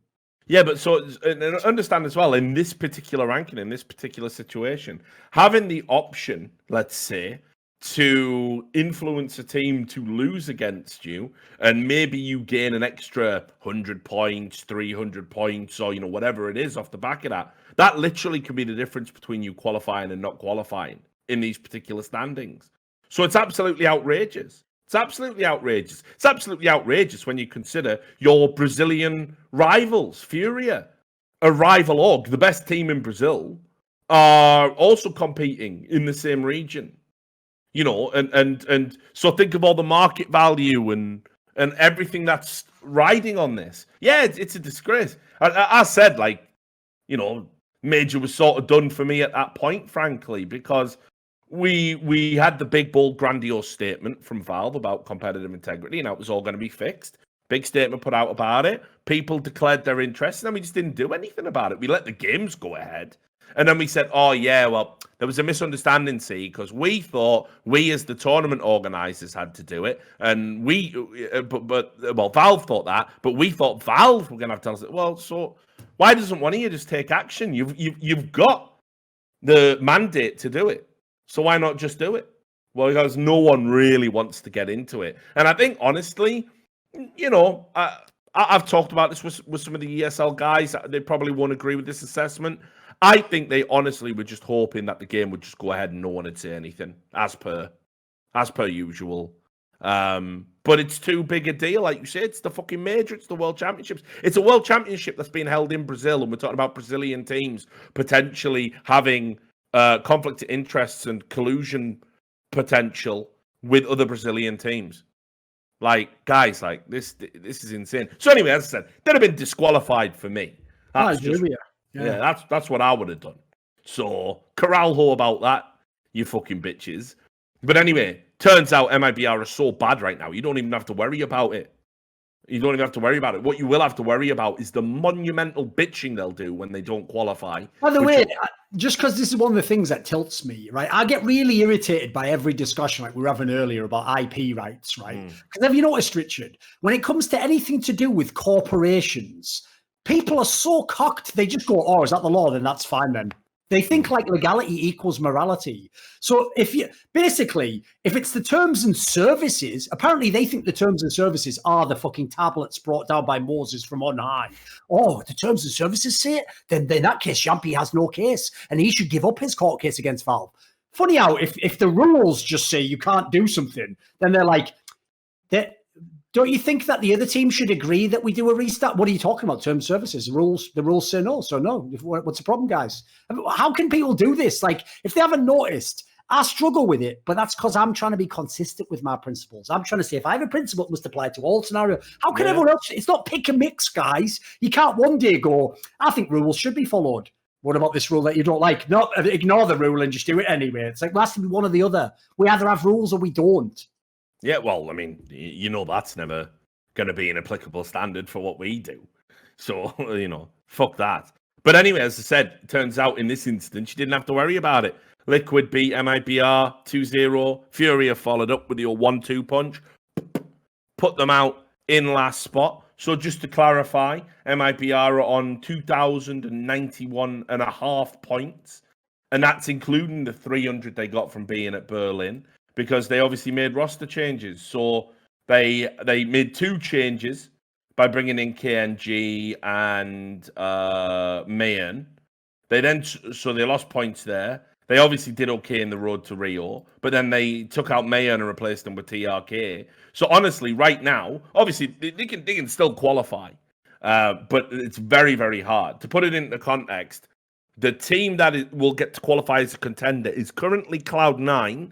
They're on 2,900 points. So there's an 800 point deficit, let's say, that they've got to make up at the next tournament. And this is how bad they're playing. So yeah, you will understand why they're so spiteful, bitter, you know, childish. Because remember, everyone was like, well, they're a shoo-in to qualify for the major in Brazil, obviously, and we all want them there. Make it a great spectacle, get the crowd hyped. Who knows what they can do on home soil with that home advantage? Well, guys, like straight up, it's actually going to spare their blushes that this major's going to get. Maybe they could even have their own beautiful Taz-like moment where Fallen could walk out and say to the crowd, "No, don't murder this man in innocent just because he won an online game, please." Don't spit on Major. And they'll all just shout, no, Barabbas, release Barabbas, kill the...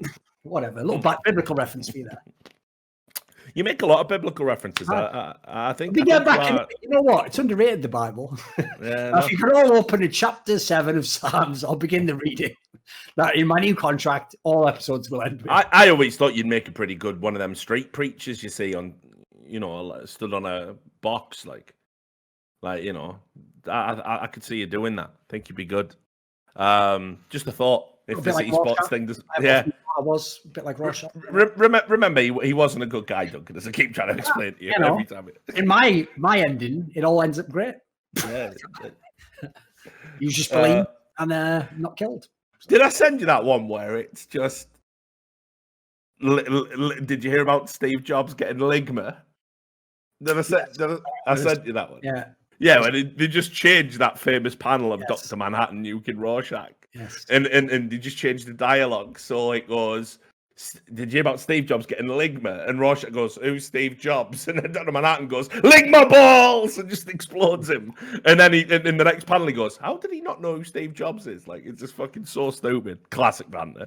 But anyway, so yeah, MiBR probably not going to qualify. That'll be straight fire. I'll do a fucking celebratory stream when that happens. I'm past giving a fuck about, like, trying to, they're all right, really. Fuck all of y'all. You all encourage some of the most foul behavior I've ever seen, so... But anyway, back to the North American qualifier. On top of that, you had Chaos finishing down there with MiBR, weren't able to kind of deliver on the promise that they had, which, by the way, never gets talked about in this narrative that they're all a bunch of online cheaters. So why didn't they cheat now when it would have counted for the most? It would have got them more points. Why didn't they do it? Why did they lose? Because they're not even that good online. They just tend to beat MiBR for some bizarre reason. No, it's crazy. Like, so let's follow the theory. To get to this tournament, they cheated against Brazilian teams because it wasn't just MiBR they were accused of; it was Team One as well. So, and then they get there, and it's still online, and this is where you can earn points to go to the major. And they lost 2-0 to 100 Thieves and 2-0 to GenG. Why didn't they cheat in those games? I'd have maybe just had a quick cheat in Flashpoint. It was a fucking online tournament where the first prize was like 500 grand. And we were all sat at home and couldn't check your PC. I'd have maybe had a cheeky smoke cheat then. Give me a break. I know, it's mad, isn't it? It's like the narrative never holds up. No, of course not. And I saw somebody made another video today and posted it like, absolute proof that Leaf was cheating because they've been able to replicate 2 clips. It's like, guys, fucking give it up, mate. I've never seen tears like this, by the way. Dude, the way you know that this is like the magical power that having a brand name bestows upon you is, dude, when you see the response to Leaf's clips, because obviously he's not a famous player, so he doesn't have the same cachet with his name, right? Dude, his clips aren't even that crazy compared to some of the actual real major winners and pros that we have. Like, their clips are way crazier. It's just that they have the name. So when you see their name, you go, well, of course, insert famous player isn't cheating. And then you don't even look at it. Because like I was saying, the fact I find so dishonest is if I'm taking these clips as crazy, well, let's have a talk about some other pros then. Come on then. If you can remember that this is the problem with having principles. They have to hold. They can't be selective. So if you are someone who genuinely feels like a player as blatant for you as Leaf is cheating, and that literally, remember, people were acting like this. They were acting like Gowlers was fucking like Joan of Arc for daring to come forwards and say publicly the truth that we all know but cannot say. It's like, all right, then, Gowlers, be a big boy, be brave, and tell me which players from France are cheating, which players from Sweden are cheating. Let's keep going. If we're going to expose them, mate, if this is a holy crusade, let's go to the end. I'll tell you what, I want to know which player out of Ents cheats. I want to know which player out of Vitality. If you believe it, say it. If you really believe it, say it. Because the whole point of what I've been trying to argue the whole time is the fact that we can't know is why it's irresponsible to say it. You have to give them the benefit of the doubt. Because I found that whole thing just mad, that people, as you're saying, dude, the amount of people who are just convinced he cheats. It's one thing over, like as I said, a heavy speculation. You lean that way. These people know it in their hearts. That's why it's become like religious at this point in time. They just know he cheats, you know. Yeah, and I've like my DMs were a shit show. If people don't know, by the way, I should probably mention this because people always bring up your video you did about Subrosa. No, what Richard did essentially is what I just did there. He said the same thing. He basically said, if you're going to call out Subrosa because he's not a famous player, because this clip looks dodgy, we better have a serious talk about these famous pros. Then, people idiots. People took the title. Called him out as a cheater, yeah. Yeah, people took the title, which it said why the Subrosa clips were a problem, right? Which was just deliberate clickbait to get idiots to click on it going, haha, Richard's gonna say he's a cheat and that's the problem. No, I mind fucked you, you dumb cunt. So mind fucked you, didn't I? Mind fucked you because I'm smarter than you. So basically, the problem was this thing I was about to tell you about, which is that, listen, if that is the barrier of which we're going to see. By the way, my personal opinion's neither here nor there. I think there was not just clips with him. There was additional evidence. There was having an account circumstantial weird shit going on. Put it that way. he had a fucking account on a cheat forum, which he got fucking socially engineered, right? And people took the password from that account, or actually no, from his Skype, and the password was the same for the cheating account. So you can't even say it's not you at that point, and it's not your account.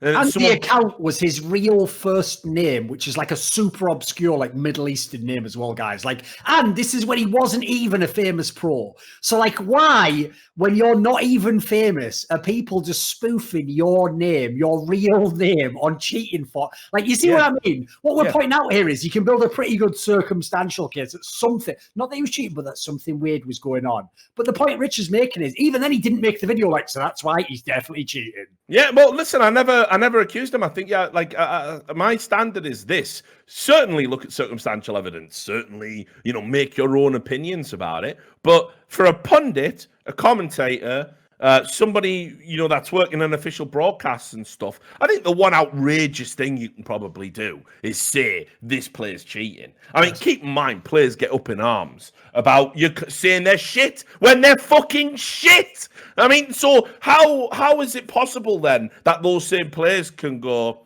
yeah, but that kid might be cheating, mightn't he? This is a fucking 16-year-old kid. He shouldn't be exposed to death threats and nonsense and having his family doxxed and everything else that's happened just because he had the temerity to beat MiBR. It's gibberish. But yeah, that video, it got linked a bunch of times on Reddit going, Richard Lewis, world's biggest hypocrite. You didn't even watch it. And nobody watched it, and everyone else replied going, well, he's always been like that. Do you remember that time in 2015 at DreamHack when that fictitious incident occurred that I've become completely convinced is real because I'm mentally ill and should be withheld from having access to the internet, but society won't do it, so society just has to get worse. And you, Richard, one of the few people the internet hasn't totally poisoned and ruined, have to deal with the lies and the nonsense to the point where it does totally ruin you, and you just become another mad cunt in a crowd of mad cunts talking mad shit to other mad cunts. That's the life we all must live because of an existence of a video, the content of which these people didn't watch. Cunts. Was going somewhere with this, but anyway. Just that chaos aren't very good even online. So. No, they're not. And if they were going to cheat, the time to cheat was when they could have got major points. Yeah, exactly. Not in some qualifier that no one expected them to win games in anyway. Because why risk it there anyway? Other two teams worth talking about here, and then we'll do viewer questions. GenG have continued their kind of uptick, the rise of GenG. They made it to the final here and finished second overall, which currently sitting pretty. They'll, if nothing were to change, they'd qualify as a legend. Obviously, again, that autumn series to come. But GenG Esports are a team that, recently, I think they're a bit hit and miss in the big games. But I do think in general, when they play teams of similar caliber, teams you would sort of expect them to win, they come up mustard. It's just what happens in the big matches. You never really know which way it's going to go with them. You either get like this phenomenal, surprising team and all of the incredible talent they've got on the roster clicks, or they really, really, really struggle. In particular, they've had issues with the big two in NA, Evil Geniuses and Liquid. In particular, Evil Geniuses seem to have lost like every fucking time to them, it feels like. Yeah, so I don't know if that's more of a mental thing, but in general, when they play like the lower opposition or the equal ranked opposition, they're good for it. I mean, they beat 100 Thieves, they even beat Liquid here at this tournament, beat Cloud9, beat Chaos. They just couldn't get over that EG hump. So good feeling about where GenG are. And as I said, keep in mind, when this project came together, we were a little bit like, yeah, is it? Is it going to work out? But Kusta continues to deliver and like reinvent himself. Obviously, Som is starting to replicate some of that stuff he used to do on his stream, that prolific talent we all felt he might have, and actually do it now in a competitive environment. The Krieg nerf was and the AK coming back into prominence absolutely helped this team because Bentet, this is why I love this motherfucker, and I do want everyone to go back when I was talking about what a great player Bentet would have been and what a great player he would have been if he was playing in a different region, right? He never picked up the Krieg. He said, fuck it, I'm not doing it. Yeah, principles, a real man, a man's man. I like it. Well, now that the AK is back, he's banging motherfuckers' heads off. Like, Bentet is so fucking sick. So yeah, I've been loving the rise of GenG. They're a legit team.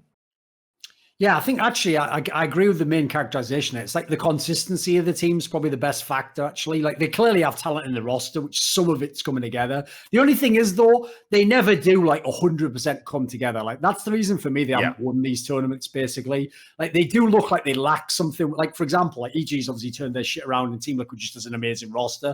When those teams are at like their A game, GenG's not going to beat them. Like, you just know they're going to fucking lose the game close. But I'm with you. In a region which actually, for such a small talent pool, has been vastly like all over the place in terms of results. Like, the person who wins the one tournament comes fourth at the next. Like, this has been one of the more consistent teams, actually. I think they've been generally, like, as you say, it's just a gradual uptick. And at this point in time, if the major happened, they'd be probably bang on schedule to be decent. Yeah. And then finally, we'll talk about EG. Man alive, I remember a few weeks ago, we were talking, like, I think EG, they were out of the top 10 by some distance, really struggling. Back in May, this was. They just didn't seem to be a relevant force anymore. And we were like, looks like something's going to change, but we just don't know what it is. Well, I'll tell you, they're definitely having the last laugh in terms of the coaching change and everything else, because Blast Premier, third, Blast Premier's spring finals, they won it. CS Summit, they've won that too. And again, like, I know it's regionally locked, but keep in mind, Evil Geniuses were never fucking beating Liquid. Dick. Yeah, this just wasn't happening a few months ago. Now they're competently overcoming, the teams that are close to them, beating the likes of GenG. Like you say, they've got them in their pocket. Beating Furia, that's an unbelievably legit result, by the way, if you can regularly beat that team the way they play and the way they put you under pressure. They beat Liquid twice here at the Summit, beat GenG twice, including 3-0 in the final. So yeah, just like it feels like they're finally back to some degree, and if they keep having these results against Team Liquid, they're probably going to finish top overall in the standings for the NA region. Yeah, I mean, right now they look like the best NA team. It's not even unfair to say it. Like, the only team I really see that challenges them is either like Team Liquid on a good day, and who the fuck knows when they're going to be at this point in time. And then if Furia goes off, then Furia has a chance to. I agree. Like, this is one of those moves where, because they didn't change a single player, but you just look at when Zeus joined and then you look at the results now, like, how can people argue against this guy much longer? Think about how many different teams he's been in now. All those different versions of Team Liquid for all those years. The old SK. The only team he's been in that hasn't really worked out since last MiBR one. And at that point in time, tell you what, I look at that and I look at MiBR's the fuck up there. They're the ones that haven't made anything work for like 2 years. That was before he joined again. So to me, they're the outlier there. If anything, this guy's had a fabulous coaching career. And I'm also very impressed as well that, just like Kassad, he's done it outside of his natural region. Like, it's not like he's working with his countrymen. He's been working now with like all NA players. In fact, he's now found his most success, aside from when he won the majors in Brazil, obviously, with players that are like the opposite mentality. They're like quieter, more timid people, and he's trying to bring something different out of them. So yeah, I'm quite impressed with the turnaround they've made. The map pool looks way better now. Some of the players are starting to perform at a level they weren't just before. Like, Breeze looks decent now. Cirque's getting his shit together big time. Like, generally, most of it's turning around. Most of it's looking pretty positive. And I have to say, as you were saying then, 2 months ago, they looked like a team that were in that Fnatic Mousesports boat where it's like, listen, no one cares if you were good online before. You're going to have to change your player if results continue. So these results probably saved them having to make that move. And as you can see here, they're going to qualify for the major. It's pretty much certain. But what's really interesting is, as well, like, when Zeus was touted as the replacement, and obviously Stan had that history from the Team Liquid era where he literally said, it's my way or Zeus's way. And the org went, it's Zeus's way then. Yes. Yeah. See you, Stan.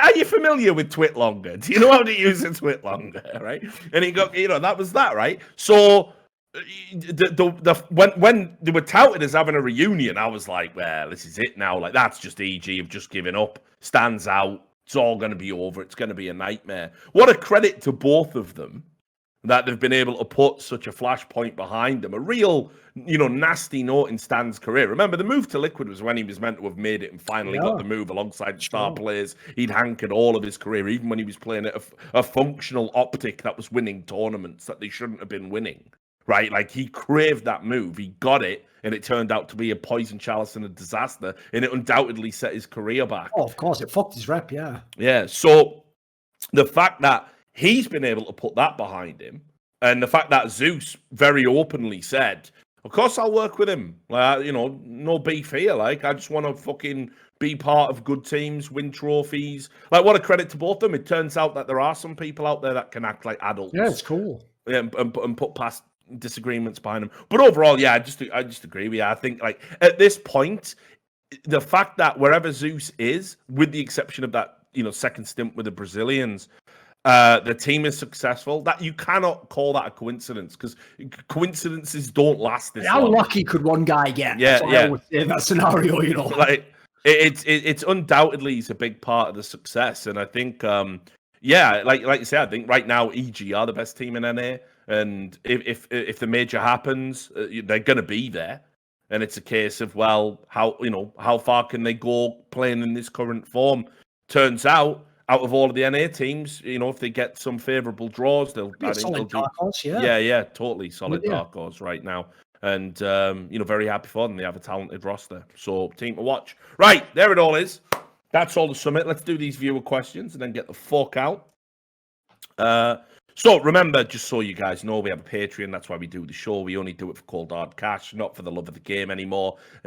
Just jaded arseholes. You give $50, even though I keep promising I'm going to change the pay or lower the bar.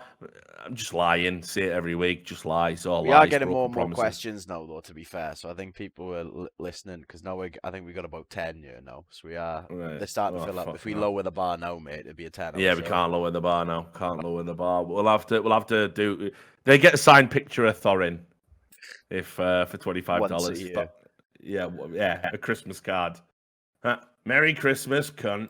Love just one, and you have to send it to the next guy, and he gets his one. Pass it on at your own cost. To who it may concern. Happy holidays. Yeah. Whoever it may concern, you are about to embark and potentially enjoy some holidays. Mixed feelings. Foreign. Right. Anyway, Adward, a new name. Do you think it's too late for Smoothie at this point? And how do you think he relates in talent level to past UK players, including the likes of Rattlesnake, Release, Reality, etc.? This is definitely my wheelhouse. I'll start with the second part first. In terms of like raw talent, if Smoothie had been sort of playing in that era with those players, comparatively, he would have been very, very good and certainly an equal of them, but he would have never played with them. Absolutely, they wouldn't have tolerated that. The idea of, the likes of a Rattlesnake or a Release trying to integrate with somebody like Smoothie is just so mind-blowing. Like, it feasibly couldn't happen. So, no, there's no way that they would have ever played with each other. So Smoothie would have been one of those players, and we had a few of them in the UK that were like really, really good, but they either got the chance to play in the big leagues too late, or they just never played in the big leagues because they were emotionally dysfunctional. There's lots of them, and some still around to this day playing in like FPL and stuff. Do I think it's too late for him? I mean, at this point, and I think we've said this many times on the show, it's the fact his reputation is so damaged that he's not even discussed when these roster changes are coming. When he was at big and banging everyone's heads off, people and he was like, sliming up to like Nico and people like that, could have conceivably been a replacement for a Guardian. They might have took a punt. You've seen the way FaZe is going now. They're picking up young, unproven players, and they were willing to work with them. So it's not inconceivable he could have played for a team at that level. But what he absolutely did was he made a decision that fucked over an entire team to spite them, and in doing so, spited himself. It's one of the maddest decisions of all time. And when you do something like that, you say to every prospective employer, I absolutely cannot be trusted. I will fuck up your investment if at any point I am not emotionally stable and thinking everything's right. People don't want to work with players like that, no matter how prodigious their talent is. And as a result, he has radically limited the type of team he can play for. He can literally now only play for the teams that don't really have a long-term goal or don't really have a lot of money or don't think they'll ever be able to attract any other, high caliber player. So he'll get to be the star, but probably to the detriment of all the other teams. This is why, like, everyone wants to imagine that if they got fired from a job or they quit, right, they do it like one of those movie scenes where you do some epic thing in the office where you're like, fuck you, you shit on someone's desk, I'm out of here, fuck this popsicle stuff. Like, the reason why you don't do that, by the way, is because that's only works in movies where it's funny. In real life, what happens is you go to apply to the next job and there's a section in the resume, right, that says, past references. If you just don't put one on there, they're going to go, well, what were you doing for the last 2 years? So you have to put something. Guess what? When they call your boss up and he says, oh, yeah, he left in a really petulant way and fucked everyone up, that story kills you. You're dead. You're not getting the job. Like, unless you're someone who's been headhunted. If you're just a guy applying to a normal job, you're not getting it, mate. So that's Smoothie's exact problem he's in now. Is that, the guy actually has the talent to do this as well. He has to basically become an extraordinary talent to where people, even if they've heard that story, will go, I'll take a flyer on him still. I'll see if I can get around those problems. And his issue is he never has quite made that jump up. Like, everyone who's played with him, the big guys, even fucking Snappy when he was going to be in this team, they've all told me, like, oh, the guy's skills are really good. Like, he really could be some sick player. But his problem is he hasn't established that enough to make up for the baggage. Like, he's got the rep of a simple without being fucking simple. And you saw it work out for that guy. It was pretty hard even for simple. I was going to say, it was unbelievably hard for simple, if you remember, to turn it all around. And he had to go on and become the best player in the world. So, is it too late for Smoothie? Unfortunately, I think the reality is what we're likely to see happen is he's going to play for some halfway decent teams probably and just probably fizzle out. And it's just sad because he could have really been performing on the biggest stage repeatedly if he could just work through his emotional issues. Which he's clearly not ready to do. If ever there was someone who would benefit from, a sports psychologist or something of that nature, I mean, just a clinical psychologist probably, it would be him. But, you have to be willing to take those steps and identify that there's an issue, don't you? So, right, Jerckysminions. I'll just say it because whatever. We have that rule. I don't hold back straight fire. When you were saying that, if there's anyone could benefit from clinical psychologist, I was thinking benefit from fucking 20% off McCain's oven chips. I mean, he could benefit for anything. He could benefit for fucking anything. I don't know why that's backing me up, but it is, whatever. Mate, McCain's oven chips, for fuck's sake. Like, why are you bringing that back? You mad cunt. That's my new sponsor. That would be huge. Imagine being sponsored by McCain's. I'd love it. What was the name? Kerry Katona, wasn't she sponsored by McCain? Iceland. Oh, no, Iceland. Iceland. That was yeah. She's living the dream. I'd fucking love that. Prawn rings for days, mate. Anyway. She was partial to a bit of snow. Yeah, she fucking was, mate. Good reference. Jerckysminions asks, how much money do we need to pull together to make Sam fight an adult silverback gorilla in a zoo? I mean, aren't the gorillas no, but Sam, aren't they famously supposed to be like mad pacifists or something? Like, wouldn't you just fuck it up, basically? No, mate, a fucking silverback. I thought they were all like pacifists. Like, it would be until I started it in it. But even if it was a chill gorilla, how chill is it going to be when I start it in it? He's not gonna. He's like, all right, it was funny before, but now you start to annoy me. Limbs gone. All I'm saying is that Kjaerbye guy went down way too easily for me. It was like that fucking Conor McGregor versus Cowboy Cerrone. But no, listen. I've said it many times. First of all, a pack of spider monkeys or something, and I'll think about it. A fucking gorilla, mate, rip me apart. Mate. The spider monkeys will rip your skin off. But anyway, listen.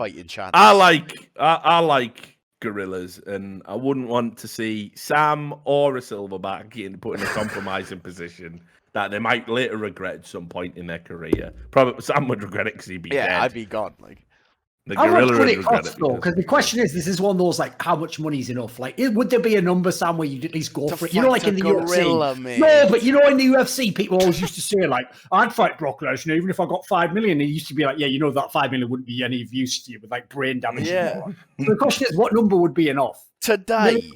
No, Last year probably, asking they'd probably just let you go at the end, wouldn't they? Like, you'd fight it. Technically, he doesn't say you have to. You don't know that. Mate, why do you think they shot Kjaerbye? Because he weren't gonna just go, mate. They don't just go. Once you're in, you're in. That's not true, mate. Kjaerbye was executed, mate. Like, mate, it was a risk. It's not like, oh, you could have just left him. He was probably fine. He was probably in danger, to be fair. But anyway, so there's no amount. Actually, out of nowhere, is it? No amount. Not for a fucking silver Kjaerbye in the back, question. mate. That's a fucking 8,001 long shot, mate. A bear. Vegas wouldn't even put odds on it. A bear. Anything fucking less evil? A bear and a gorilla. Shark. Oh, on land. What's the point in that, you Well, went to me? well, He's already dead, isn't it? So Like, How Yeah, much would they have to pay underwater. him to fight a beach shark that can't even move or anything? Oh, well, a lot of that 10 grand. And Still risky. Really anything. Shark will go for you, mate. Can't get too close. no, I'd have to in the decide water. Mate, kicking it. but How you is it ain't going to all the fight time. a fucking shark just on water even? Oh, don't get too close. Yeah. Deep for that. You ain't. Right, so what you want to know is how much money they have to pay you to poke a stick into a shark. Tell you the riskiest animal I go for. Crocodile. This has become a crocodile. shit question, hasn't it? I'd A wrestle crocodile. a crocodile. I'd do a crocodile. How much for a croc? I don't know. Steve, it would make it look pretty easy, mate. I'd say 2 mil. All right, what about No, but it's a fight, right? You're not just getting on its back and all. Yeah, but snap. once you once got to you've got put him full to sleep. mount, yeah. Once I've got full mount, I'll take his eyes Full out. I don't mount. know. You have to put him to sleep. Like that's all I'm saying. Sleep. So now I've got to KO a crocodile from Yes. dinosaur times. Is that even possible? Can you KO I a don't know. crocodile? Don't know. Give it a go. Give it a go. All right. Anyway, I'll give it a go. But there's there you got to be go. a time limit on the rounds. I got to win by decision as well. Yeah. We'll get it all. We'll sanction it. RezChi asks, someone you just cheated you out of $5,000 by selling you a brick. What is this? Does he mean a brick of coke or something? I don't know. That brick How is do something you that's get not back at them without resulting to violence? First of all, $5 grand for a brick. I don't know. Probably not even bad street value. No, that's good. Like, Yeah. I wouldn't. We'd be mates off that. I'd say I'm going to need at least twice as much as this to get around this esports industry. What? Sorry, what did I just shout loud there? So wait, well, what is the scenario, right? Like, how do you get back at them without resulting in violence? Yeah. So I think what he's saying is, if someone rips us off in a drug deal, what do you do? I think that's ultimately what the question is. The problem with the question is this. Listen, I don't want to toot our own horns, but do you see us getting ripped off often by people on East? But no, I'm the one telling fucking people, maybe don't trust me. I did just tell a mad story about my entire life got flipped, turned upside down, like I was the fat prince of Bell End. That was one where, like, you couldn't have known that was going to happen. This is a scenario where we're just getting straight ripped off, like fucking, I am a Saudi prince who wishes to put your money in. It's like, how would you get back at him? It's like, probably delete my internet account and top me in a fucking mess. I think I'd start with myself, not the Saudi prince, believe it or not, and maybe try and fix my own gullibility and not buy bricks for £5,000 or whatever. Jyse asks, if you, Richard, I like the way he's done it in that order, if you, Richard, ran for office in the UK, would Sam and Thorin be your campaign? Yeah, I'll tell you. I'll answer this one immediately. Yes. Would Sam and Thorin be your campaign managers? What would be your campaign's core value? I've got to do a manifesto on the fly. Please don't say reasonably priced Tim Tams. So, right, listen. He's Australian for a start off because no one else gives a shit about that crap fucking biscuit. Oh, it's because Boris said it. Oh my God. That was Boris. Boris said it. I don't keep up on your deal. Boris wanted reasonably priced Tim Tams, apparently. Okay. Right, it's probably a joke, I'm assuming, but whatever. Yeah. So, right. I'd take Sam on the campaign trail, but like never publicly facing. Like he's just the guy who just like you can't. yeah, he's my elephant man. No, like Well, basically, how it would work with Sam is like obviously he'd be like a fetcher of sorts, you know, like, and that like. But So I'm a runner on a campaign trick, great or an upgrade? Can I just? Yeah, but like keep no. doing But podcasts? you'll have your own staff as well, like so you can like. So what am I fetching if I got people to fetch stuff? Am I You're just fetching running them down? to fetch the stuff Sam, out. Right. Yeah, I don't want to Nothing talk to them. You would obviously just be whoever that bald cunt was in fucking House of Cards who just helps Kevin Spacey kill everyone. That's your obvious job in this. You are the bald cunt in House of What was Cards. that guy's name? Does anyone remember? I didn't can't. It was like his watch surname or something. House of Cards, the American version, is one of the most overrated TV shows of all time. And by the way, his character was the barometer of that show going downhill. In season 1 and 2, he was interested. When he just became obsessed with that woman was when it went to shit. Yeah, completely. Stamper. That was There we go. Doug Stamper. Yeah. Yeah, it's not even realistic to compare Sam with him. Doug Stamper was a recovering alcoholic who knew he had a problem and he had self-discipline. Sam is so he had a few pros going for him. Yeah, exactly. Yeah, Sam, exactly. Yeah, What a drag. Yeah, what a drag. But anyway, yeah, so Sam had take. Thorin being a campaign manager is just the dumbest thing I've ever heard. I know. Why would I even do that? Because while Thorin is politically astute, his grasp of PR and you know how things get I've blazed my own trail. Yeah, exactly. But that's no good when you're trying to. Well, oh, it's terrible, of course. It turns out in 2016 that sort of proved that actually worked out for a certain candidate. But in general, it's a bad idea. So yeah, there's no because what he's not figuring out there is that sounds funny, but if we actually want to win this campaign, like if I was even a candidate, obviously I'd have people around me all the time. I'd be like Joe Biden; they'd be trying not to put me on camera at all possible times and cutting my mic and shit. He's tired now. He needs to. I'm all fine. So he needs to go. Like springing me out. That's the only way I'd get elected, isn't it? Yeah, hiding Biden, man. What a nightmare. Anyway, so I hope that answers the question. Reykjavik on Steam says, read this before reading aloud. Yeah, that's not. I can't do it. I put that in. Yeah, no, I can't do that. Sorry, mate. SunMaidRaisins asks, "Hey, Joe, $50." Yeah, exactly. Good try. All you need to know is we're reading out questions about if we got tricked into buying a brick for 5,000. So if you can't read this, you can imagine what it's like. You can sort of imagine, really. Yeah, SunMaidRaisins jokingly says, "Why do you not use Twitter dark mode?" Because I said people who complain about not using dark mode are Zoomers that I'll just block immediately. So like idiots, like. I'm a light mode kind of guy who gives a fuck about your dad. But anyway, AliceTheAlchemist. Hey, Rich, do you and Thorin have a ranking of the top 3 Joe Rogan Experience podcasts you guys are listening to? And is there a guest you guys personally would like to see him invite and would suggest to him? I just finished watching the Oliver Stone podcast and it was good and super in depth. Yeah, Oliver Stone's a great listen. Yeah, it was like last week. I'll watch it. Be a fan of his movies. Yeah, he's a bit of a kook now. You know, he's gone. You can imagine what direction he's gone in. Like a lot of people, all the fucking anti-Trump shit, of course. Yeah, hashtag resistant stuff. But you know, he's still a great guy and a great mind, and he's you know got a good understanding of American history at least, and has contributed to the fabric of existence with some great films. So I'll listen to his nonsense on other issues. You know, who gives a fuck? But yeah, so top 3. I just talked about this earlier on the stream I did today. One of my favorite go-to Joe Rogan podcasts is, I think it was the first one Baz Rutten was on. Super old. Yes. But this is when I think you really start to understand the potential for the format and also Joe Rogan as an interviewer and the way it works. Because it wasn't even in a studio set up or nothing. It was literally just done like this, like via webcam, like bedroom broadcasting. And Baz Rutten is just such a funny motherfucker. Just has all the best anecdotes, basically. Well, yeah, and also as well was a guy that like there was a lot of stuff people didn't know about him. He was a larger than life figure anyway, back in Pride and K1 and that stuff.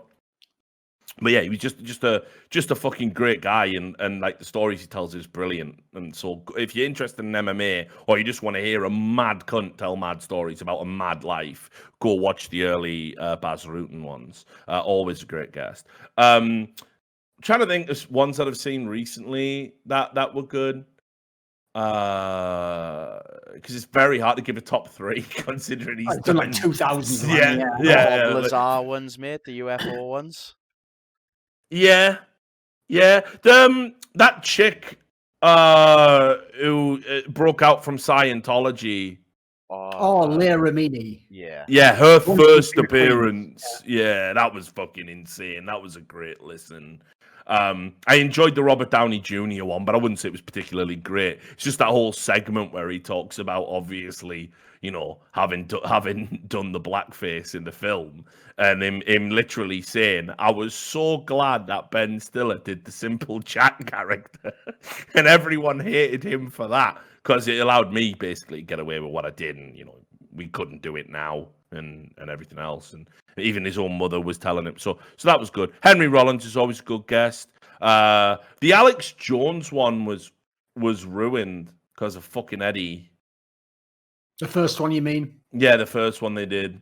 That could have been so good if it was, but I've got nothing against Eddie Bravo, but I don't understand the concept of bringing on a larger than life guest and then sticking Eddie Bravo to sit next to them like that thing that sits at the foot of fucking Jabba's fucking palace going, hey, the earth's flat, like every fucking 5 minutes or whatever it is, Eddie Bravo, whatever mad fucking conspiracy Eddie Bravo's huffing that week. I just don't understand it. I will say he did also look wrecked at the time, probably stored up his mic. Oh, they were probably all high as fuck, I've no doubt, yeah. Yeah. So that was wild. But yeah, there's been so many good ones. I'll let you do some as well, Duncan, because I know you're like me, you're a regular viewer of it. Yeah, I mean, a couple that are pretty much always good. It's basically one of the main areas where people got to know Jordan Peterson. I think most of his appearances were pretty good. I think he's also actually a good example of someone where, for me, him and that Jocko Willink guy, they're also just people who just partner with Joe Rogan very well in a conversation. Because on the one hand, they're fascinating to Joe Rogan, and also those guys almost have an everyman quality to them where they can talk to anyone. So I feel like those just come off as very good episodes. On those ones, they can talk about doesn't have to just be the specialty of the person, the episodes that usually don't work as well for me are the ones where either Joe Rogan doesn't know the person, so he never gets to anything interesting. That's for example, I'm personally not a huge fan of the one where he had nothing on. I thought they just talked around these spots half the time. They never really got it. To me, I think nothing even misunderstood the premise of the show. It's dude, if he brings you on and he used to be into Quake, go as deep as you can. He wants to follow you down the rabbit hole. Don't keep dancing around it going, well, there's this thing and, people get paid a lot. It's you're just doing the fucking 5-minute Good Morning America interview, but over 2 hours. So to me, like I say, the best episodes to me is ones where it's someone who either can just talk with him about anything or he's really fascinated about their topic, which is why people probably like the UFO ones. Because then he's willing to give you the sort of the rope to go as far as you want on those ones, So yeah, I like those ones where it's usually a really interesting guy and they just go as deep as they can. Yeah, I like the one he did when he had Brett Weinstein on for the first time as well, and he was talking about all the shit at Evergreen, because I don't think Joe really understood how crazy college campuses had gotten stuff, and that was that was illuminating, and to see him have it illuminated. GSP as well, obviously famously. Remember one of the first ones GSP did with him was when he basically said yeah, I go out and I keep losing time. I think it's aliens. Yes. And Joe Rogan's it's probably CTE, man. It probably is, GSP, I love the guy so much. I think he's the GOAT for me. He's been fucking beaten up so badly in his last few fights, and I think he has done himself a permanent mischief. But yeah, so many good ones. That's the secret to the Joe Rogan podcast, because he does so many of them. And the guests are just so diverse. The average quality is pretty high. The episodes he's done, I'm impressed.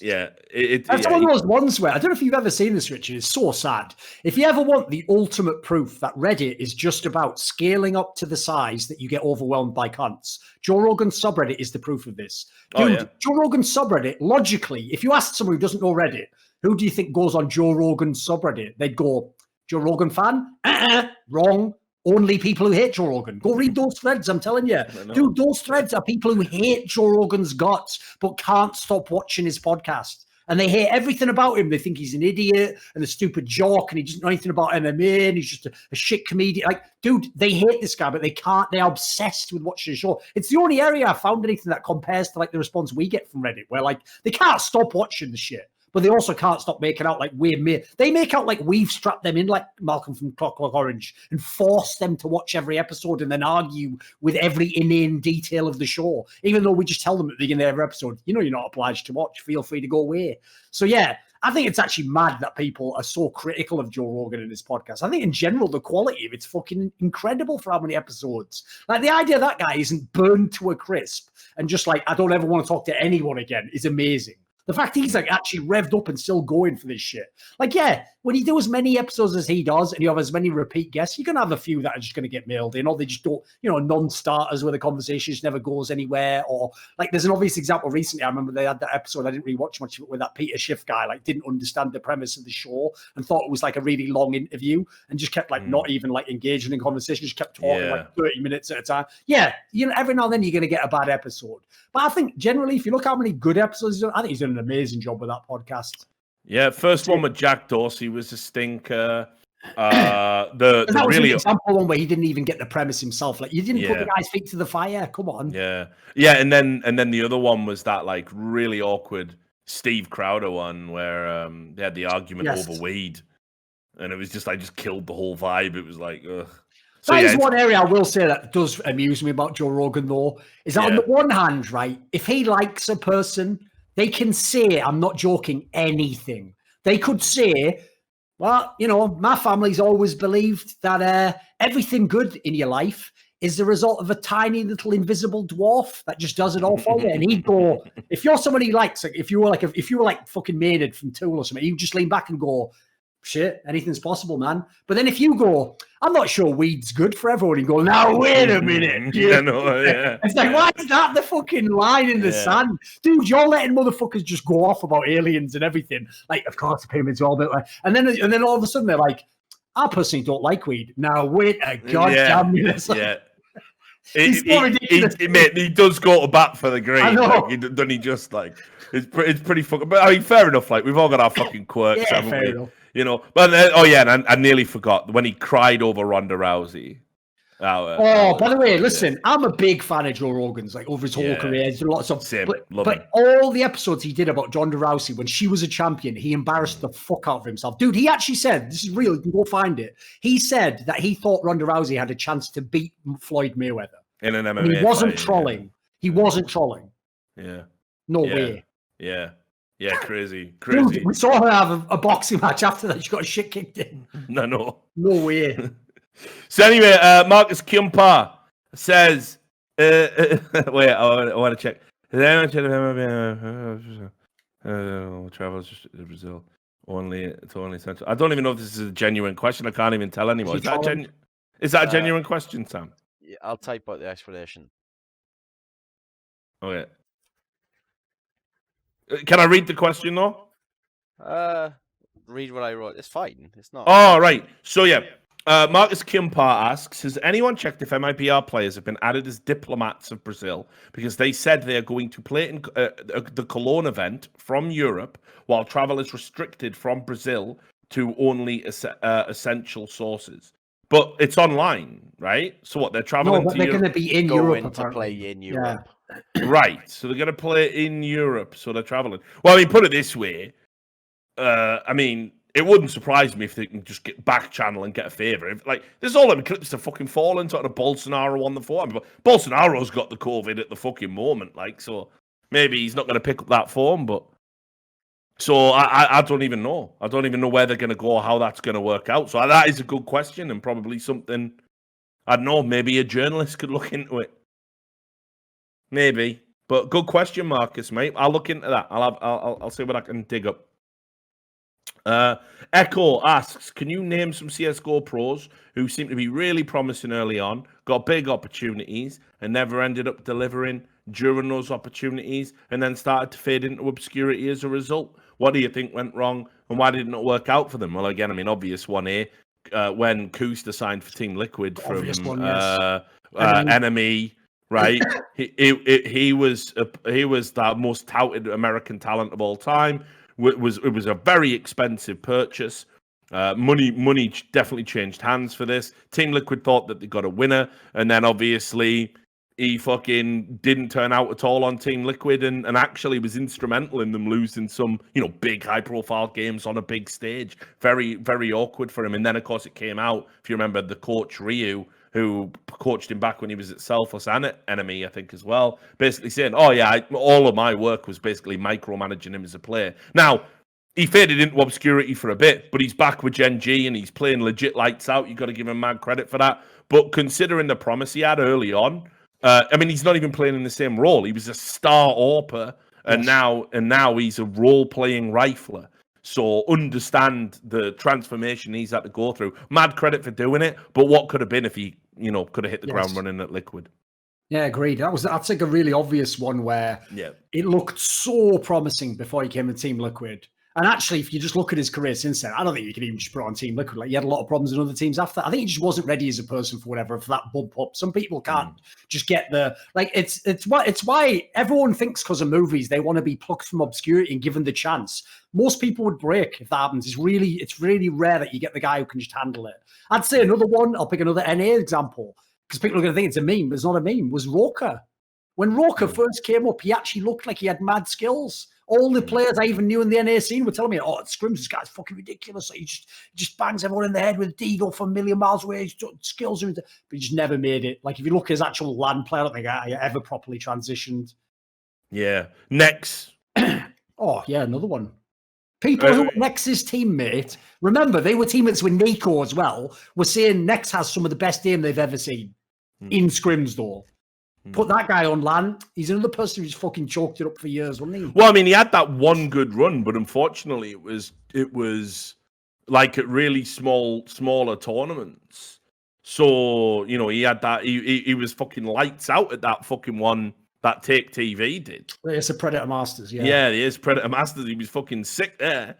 But the sad reality is that he never replicated that. There were people. The words might even have come out of my mouth that he was like potentially the next Shocks, because his aim was that insane. Yeah, like he was very good at him, but it just lasted like a month. It was like insane how dialed in he was, and now he's on the bench doing fuck all. Anyway, there's some names for you. Appreciate the question. Last one. Do you guys have any educational content creators, analysts, coaches, high-rated players, etc., you feel have way too small of an audience and would like to give a shout-out to? That's from Siggoh. So, first of all, Duncan has just created something on his channel where he's bringing in analysts and coaches and thinkers to talk about the game from a more tactical, facilitate conversations about the tactical aspect of it. But there's definitely guys out there. I saw one the other day, actually. What the fuck was his name? I'm going to get it for you. I know you probably got a few of these. He did a video talking about why the CS economy was broken. And it didn't even make the front page of Reddit, but it was a good video. I didn't see this one, actually. Let me see if I'll find it. Can't remember his name. But I thought to myself, if I ever get a chance to shout the guy out. Hawker, that is the cunt. Oh, right, there we go. Yeah. Now, I watch. He hasn't done a video for a while, but I saw his video, and I was like, you know what? That is a really good simplified explanation using a very extreme example to underline the current problems. And it's like you almost feel like you want Valve to sit down and watch that video because. Oh mate, the sad thing is his content is exactly what you're talking about. Now there's a whole bunch of people who do it like him. Basically, they're like Elmer Poddy that didn't make it. Like, the reason Elmer Puddy made it, by the way, has nothing to do with the quality of his videos. It's that you liked his personality. You liked his accent, you liked his personality, and so because you liked him, you then, because you're an idiot, pretended that means he knows he's talking about the game. Whereas these other guys, guess what? They're a bunch of little nerds like I used to be 20 years ago. And so when they make their video, like Richard's saying, the Hawkers videos are very well done for the everyman. Like, takes an advanced concept, breaks it down easily with a community video clips, highlighting exactly what he's talking about from real pro games, right? An idiot would tell you that would go to the top of Reddit. No, because Reddit is controlled by a literal bunch of trolls, as in angry people who are damaged on the internet, who are guarding a bridge, in this case, content. And if you don't have the mass appeal to overcome them with your name value and get enough upvotes to break through their holding you down, you will never make it on Reddit as a content creator. And so CS is the ultimate game that has been killed by this. I know so many people who fit this category. I'll tell you another guy. He's a guy I've had on my talk shows like Counterpoints, a guy called Alan Hender. Right, his linked alias used to be Lynx with a Y. Yeah. Right, he's another person who's like from like a university background or something. So all he does is he makes videos where he'll break down like, here's the thing that Big's doing right now on Mirage. Now the video will be slick, well produced, nice voiceover, zero edge, by the way, zero that could in theory put someone off, and the shit gets downvoted if it goes on Reddit. It's actually pathetic, mate. It's actually pathetic. Some of these guys, even if I retweet their tweet, which links to it on Reddit, can't break through. As in, so many haters downvote it that me, with an enormous Twitter account, giving them basically hundreds of free upvotes, can't overcome the shit that occupies the new queue on CS Global Offensive Reddit. So sadly, this is actually like a really ubiquitous problem that if you don't have an enormous profile, you just can't make it. And as far as I can tell, like Elmer Putty's the only one that I know that made it, as far as I can tell. And it's like, you know, you actually do put your money where your mouth is. You know, I see you submit these guys to Reddit all the time. You know, like I see you always submitting their content onto the, you know, onto the subreddit. And then it's like, well, you can only, once it's there, you have to rely on people to like click on it, upvote it. But the bottom line is, you know, it's always the same story. If you're reliant on Reddit to get your content out there, that people say, where's all the great analytic content? Where's where's this? Where's that? There are people out there making it, but you would rather have a thread which like says "lol silvers" and it's some dickhead like, you know, trying to shoot someone, missing and getting stabbed with a knife. 500 comments, right? Someone takes the time out of their day to make like a really good like informative piece of content. That's not just about the competitive scene. It applies to the game holistically. No one's interested at all. Dude, the content people consume now is so trash, it's unbelievable. Like, people will actually upvote an infographic that says, for real, Crims must be one of the best aimers because his crosshair stays 2 degrees off the crosshair every time. Who even cares? Am I the one on crazy pills again? Like, is that how we judge aim? Based on how many degrees away from the account? What are you talking about? Why is anyone upvoting that? That is nonsense. Like, even if it's real, it is so abstract as to mean nothing to our lives or what we care about in the video game. But as we're saying, when someone makes a video where they explain what might actually be a really interesting point, no one fucking watches it. You just reminded me, right? I mean, yeah, and I'm going to have to do a video on the pimp hate thread. Someone just put in the chat. They remain outrageous and predicated on lies, and he's fallen into that world where the lies are real now. And this idea that, like, he's the most toxic, vile player of all time. Whenever I look at the clips of him, it's always him just going, listen. It's always him going, listen, if you play bad like this, we are going to lose. So maybe, you know, you could listen and we could communicate better. And it's like, oh, he's so arrogant, that pimp. It's like, fucking hell, mate. You should hear me, and I don't even play. You should hear me in an average game of unranked Dota with my mates. This is something I've always thought from actually following League of Legends, funnily enough, which is why it ties into it, is every one of those threads, right, isn't ever a person talking about pimp or in League of Legends, it'll be I will dominate. They're never actually talking about that person. They're using that person as a vehicle to work out their own unresolved issues with some other toxicity that happened to them elsewhere in a separate game. Every one of these threads, like, dude, you read the comment and you're like, I see you're saying, you're like, this doesn't describe pimp at all. They're just putting every villain that was ever rude to them in a fucking matchmaking game. They just have pimp's face on now all of a sudden. And you just torture like, basically, these people have to become martyrs. Whereas in this case, as we're saying, they're not only not super toxic, they're at worst like mildly arseholes because they're competitive. That's about it. Yeah. So I saw this one thread, and I'll wrap it up and let you get to bed and whatever, and grind the next day and get that bread. But I saw a thread. Overwatch cases shouldn't show skins, it was called. And it had like 800 upvotes on the front page. It generates like 200 comments of debate, right? And basically what he was saying was he'd seen a YouTube video made by one of these, you know, dog shit content creators who were like cheating with a dragon law ? And basically, he was watching an Overwatch case. The guy had a dragon law, and he ruled that because the guy had a dragon law, he probably wasn't cheating. He's probably just good, because why would you risk the most expensive skin in the game, right? So this guy makes a Reddit thread about it, and everyone in there is like discussing this. Like, it's the most outrageous thing at all time. It's like, listen, he's not even objectively wrong. Yeah, why are you showing skins in an Overwatch case? They just shouldn't be there at all. But the idea that, first of all, lots of people are doing Overwatch. They're not. Second of all, right? By the way, I do love the conclusion though, because it is literally like the CS equivalent of like, but Your Honor, my client's rich. Why would he commit a crime? It's like, I know. Free to go. I know. It's good. Right. So, also on I top appreciate of that, the naivety of that though. It's somewhat beautiful about that. Also, on top of that, the only reason that content exists is so the guy can just put Dragon Law in the title, and all you little morons that are in that thread will go and click on that video. And can I lend the Dragon Law? Can I see the Dragon Law? Can I see the Dragon Law? Like, you're all fucking still addicted to skins. Quick, retweet him. Retweet his thread in case we win a Dragon Law. Yeah, right. So that's the only reason the content exists. That content, by the way, is so infinitely small, even in the broad scope of like CSGO skins content and people doing Overwatch cases and whatever. That it's like, why have you even bothered to make a thread about this? Why does this even occupy a space that could go to something worthwhile? It's like, yeah, you're not even wrong, but what a dog shit discussion.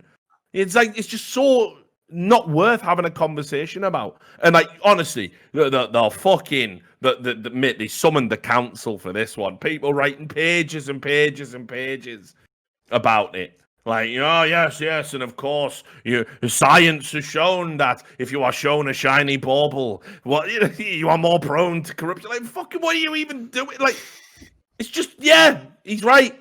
Why is that being upvoted? And then you get some cunt who like slaves away for a month to make a video explaining some super sick tactical breakdown. Nah, I don't give a fuck. Don't know his name. Not Elmer Puddy. Dude, I'll give you the example that shows why creating content for Reddit is a thankless task. It's why I don't do it. I just create the content I like, and if it does well, I just have to hope enough of it does. I made a video in League of Legends, where in League of Legends, even though the game is like the biggest esport in the world, dude, people are all cowards in this game. Like, I'm not joking. There is no famous content creator who has the balls to make like a top 10 players of all time list. And the whole reason why is for what happened to me when I did it, which is they're all scared of the fans that would consume that video. So when I made a video, it was like top 16 Western players ever in order. People downvoted it en masse because they thought number 3 should be number 8. That's not a joke. They just said, right, wait a minute. Even though I agree with all these players on this list, number 3 isn't number 8. This content shouldn't be allowed to exist. It's literally not relevant to this subreddit, and it's harmful to the community. And everyone went, yep, we're all on board with that, so downvote it. Right? Yeah. If that can happen to me with a 200,000 Twitter follower account where I can tweet the Reddit link, good luck making your video on CSGO Global. Yeah. Good luck getting that one up there. See if you can get past them. You won't. It's so stupid as well because like lists by definition, like of course, what are you points expecting? To discuss them exactly. Yeah, those are exactly my picks in the exact same order. You good. Pass. This is a satisfactory list. I will not downvote this. That's the standard we're at, though, guys. I know. Exactly. I know. Mental. Right. Anyway, let's wrap this shit up. I said we'd do a short one. 3 hours again of just nonsense rambling. Mind you, we're gonna have to cut half of it out. Duncan was a bit edgy. Been on his edgy pills tonight. So what are we gonna do? Anyway, that means we give a shout out to our sponsor .com again. Make sure you support them. I mean it. I can't say it enough. You better go and sign up. If you don't, you are scum. You are scum. I'm trying something different, Sam. I'm trying something different. If you don't sign up with an account now, you are scum. You're hurting me. You're hurting my family. You're hurting Sam. So sign up. .com/RLS to not be scum. To not be scum. And obviously, shout out to our people. These people definitely not scum. Even if some of you haven't signed up to Rivalry, we'll give you a scum pass. These are our patrons that brought the show back from the dead. Change our Patreon tier. $25 scum pass. $5 should just be called Sunderland supporter. It's not good enough. Yeah, I know it is. Not good enough, is it? And our $5 filthy Markhams. Anyway. $100 patrons, Jerckysminions, Reykjavik on Stain, Madams, and AliceTheAlchemist. And our $50 patrons, J-Dubs, Sard Sawar, Butt Pounder 420, Watch Doge, Christian Davidson, Cathal, Siggoh, Zinged, RezChi, Miss Alcoholic, Madsen, Adward, Flacksmith, Benakagi Assassin, Ehco, Markus Kujanpaa, Tobias Bernasconi, Carve, Jyse, SunMaidRaisins. Thanks to everyone who does donate. Thanks to everyone who subbed as well. Big shout out to Jerckysminions for the gifted subs. Really appreciate it. That's everything. We're going to wrap the show up now. Thanks a lot for tuning in. I'll be streaming again tomorrow at some point. Won't be talking about Counter-Strike. Thorin won't be here, so see about half of you. Looking forward to it, though. So thanks so much for watching tonight. We'll see you on the next episode of By the Numbers. Until then, take care.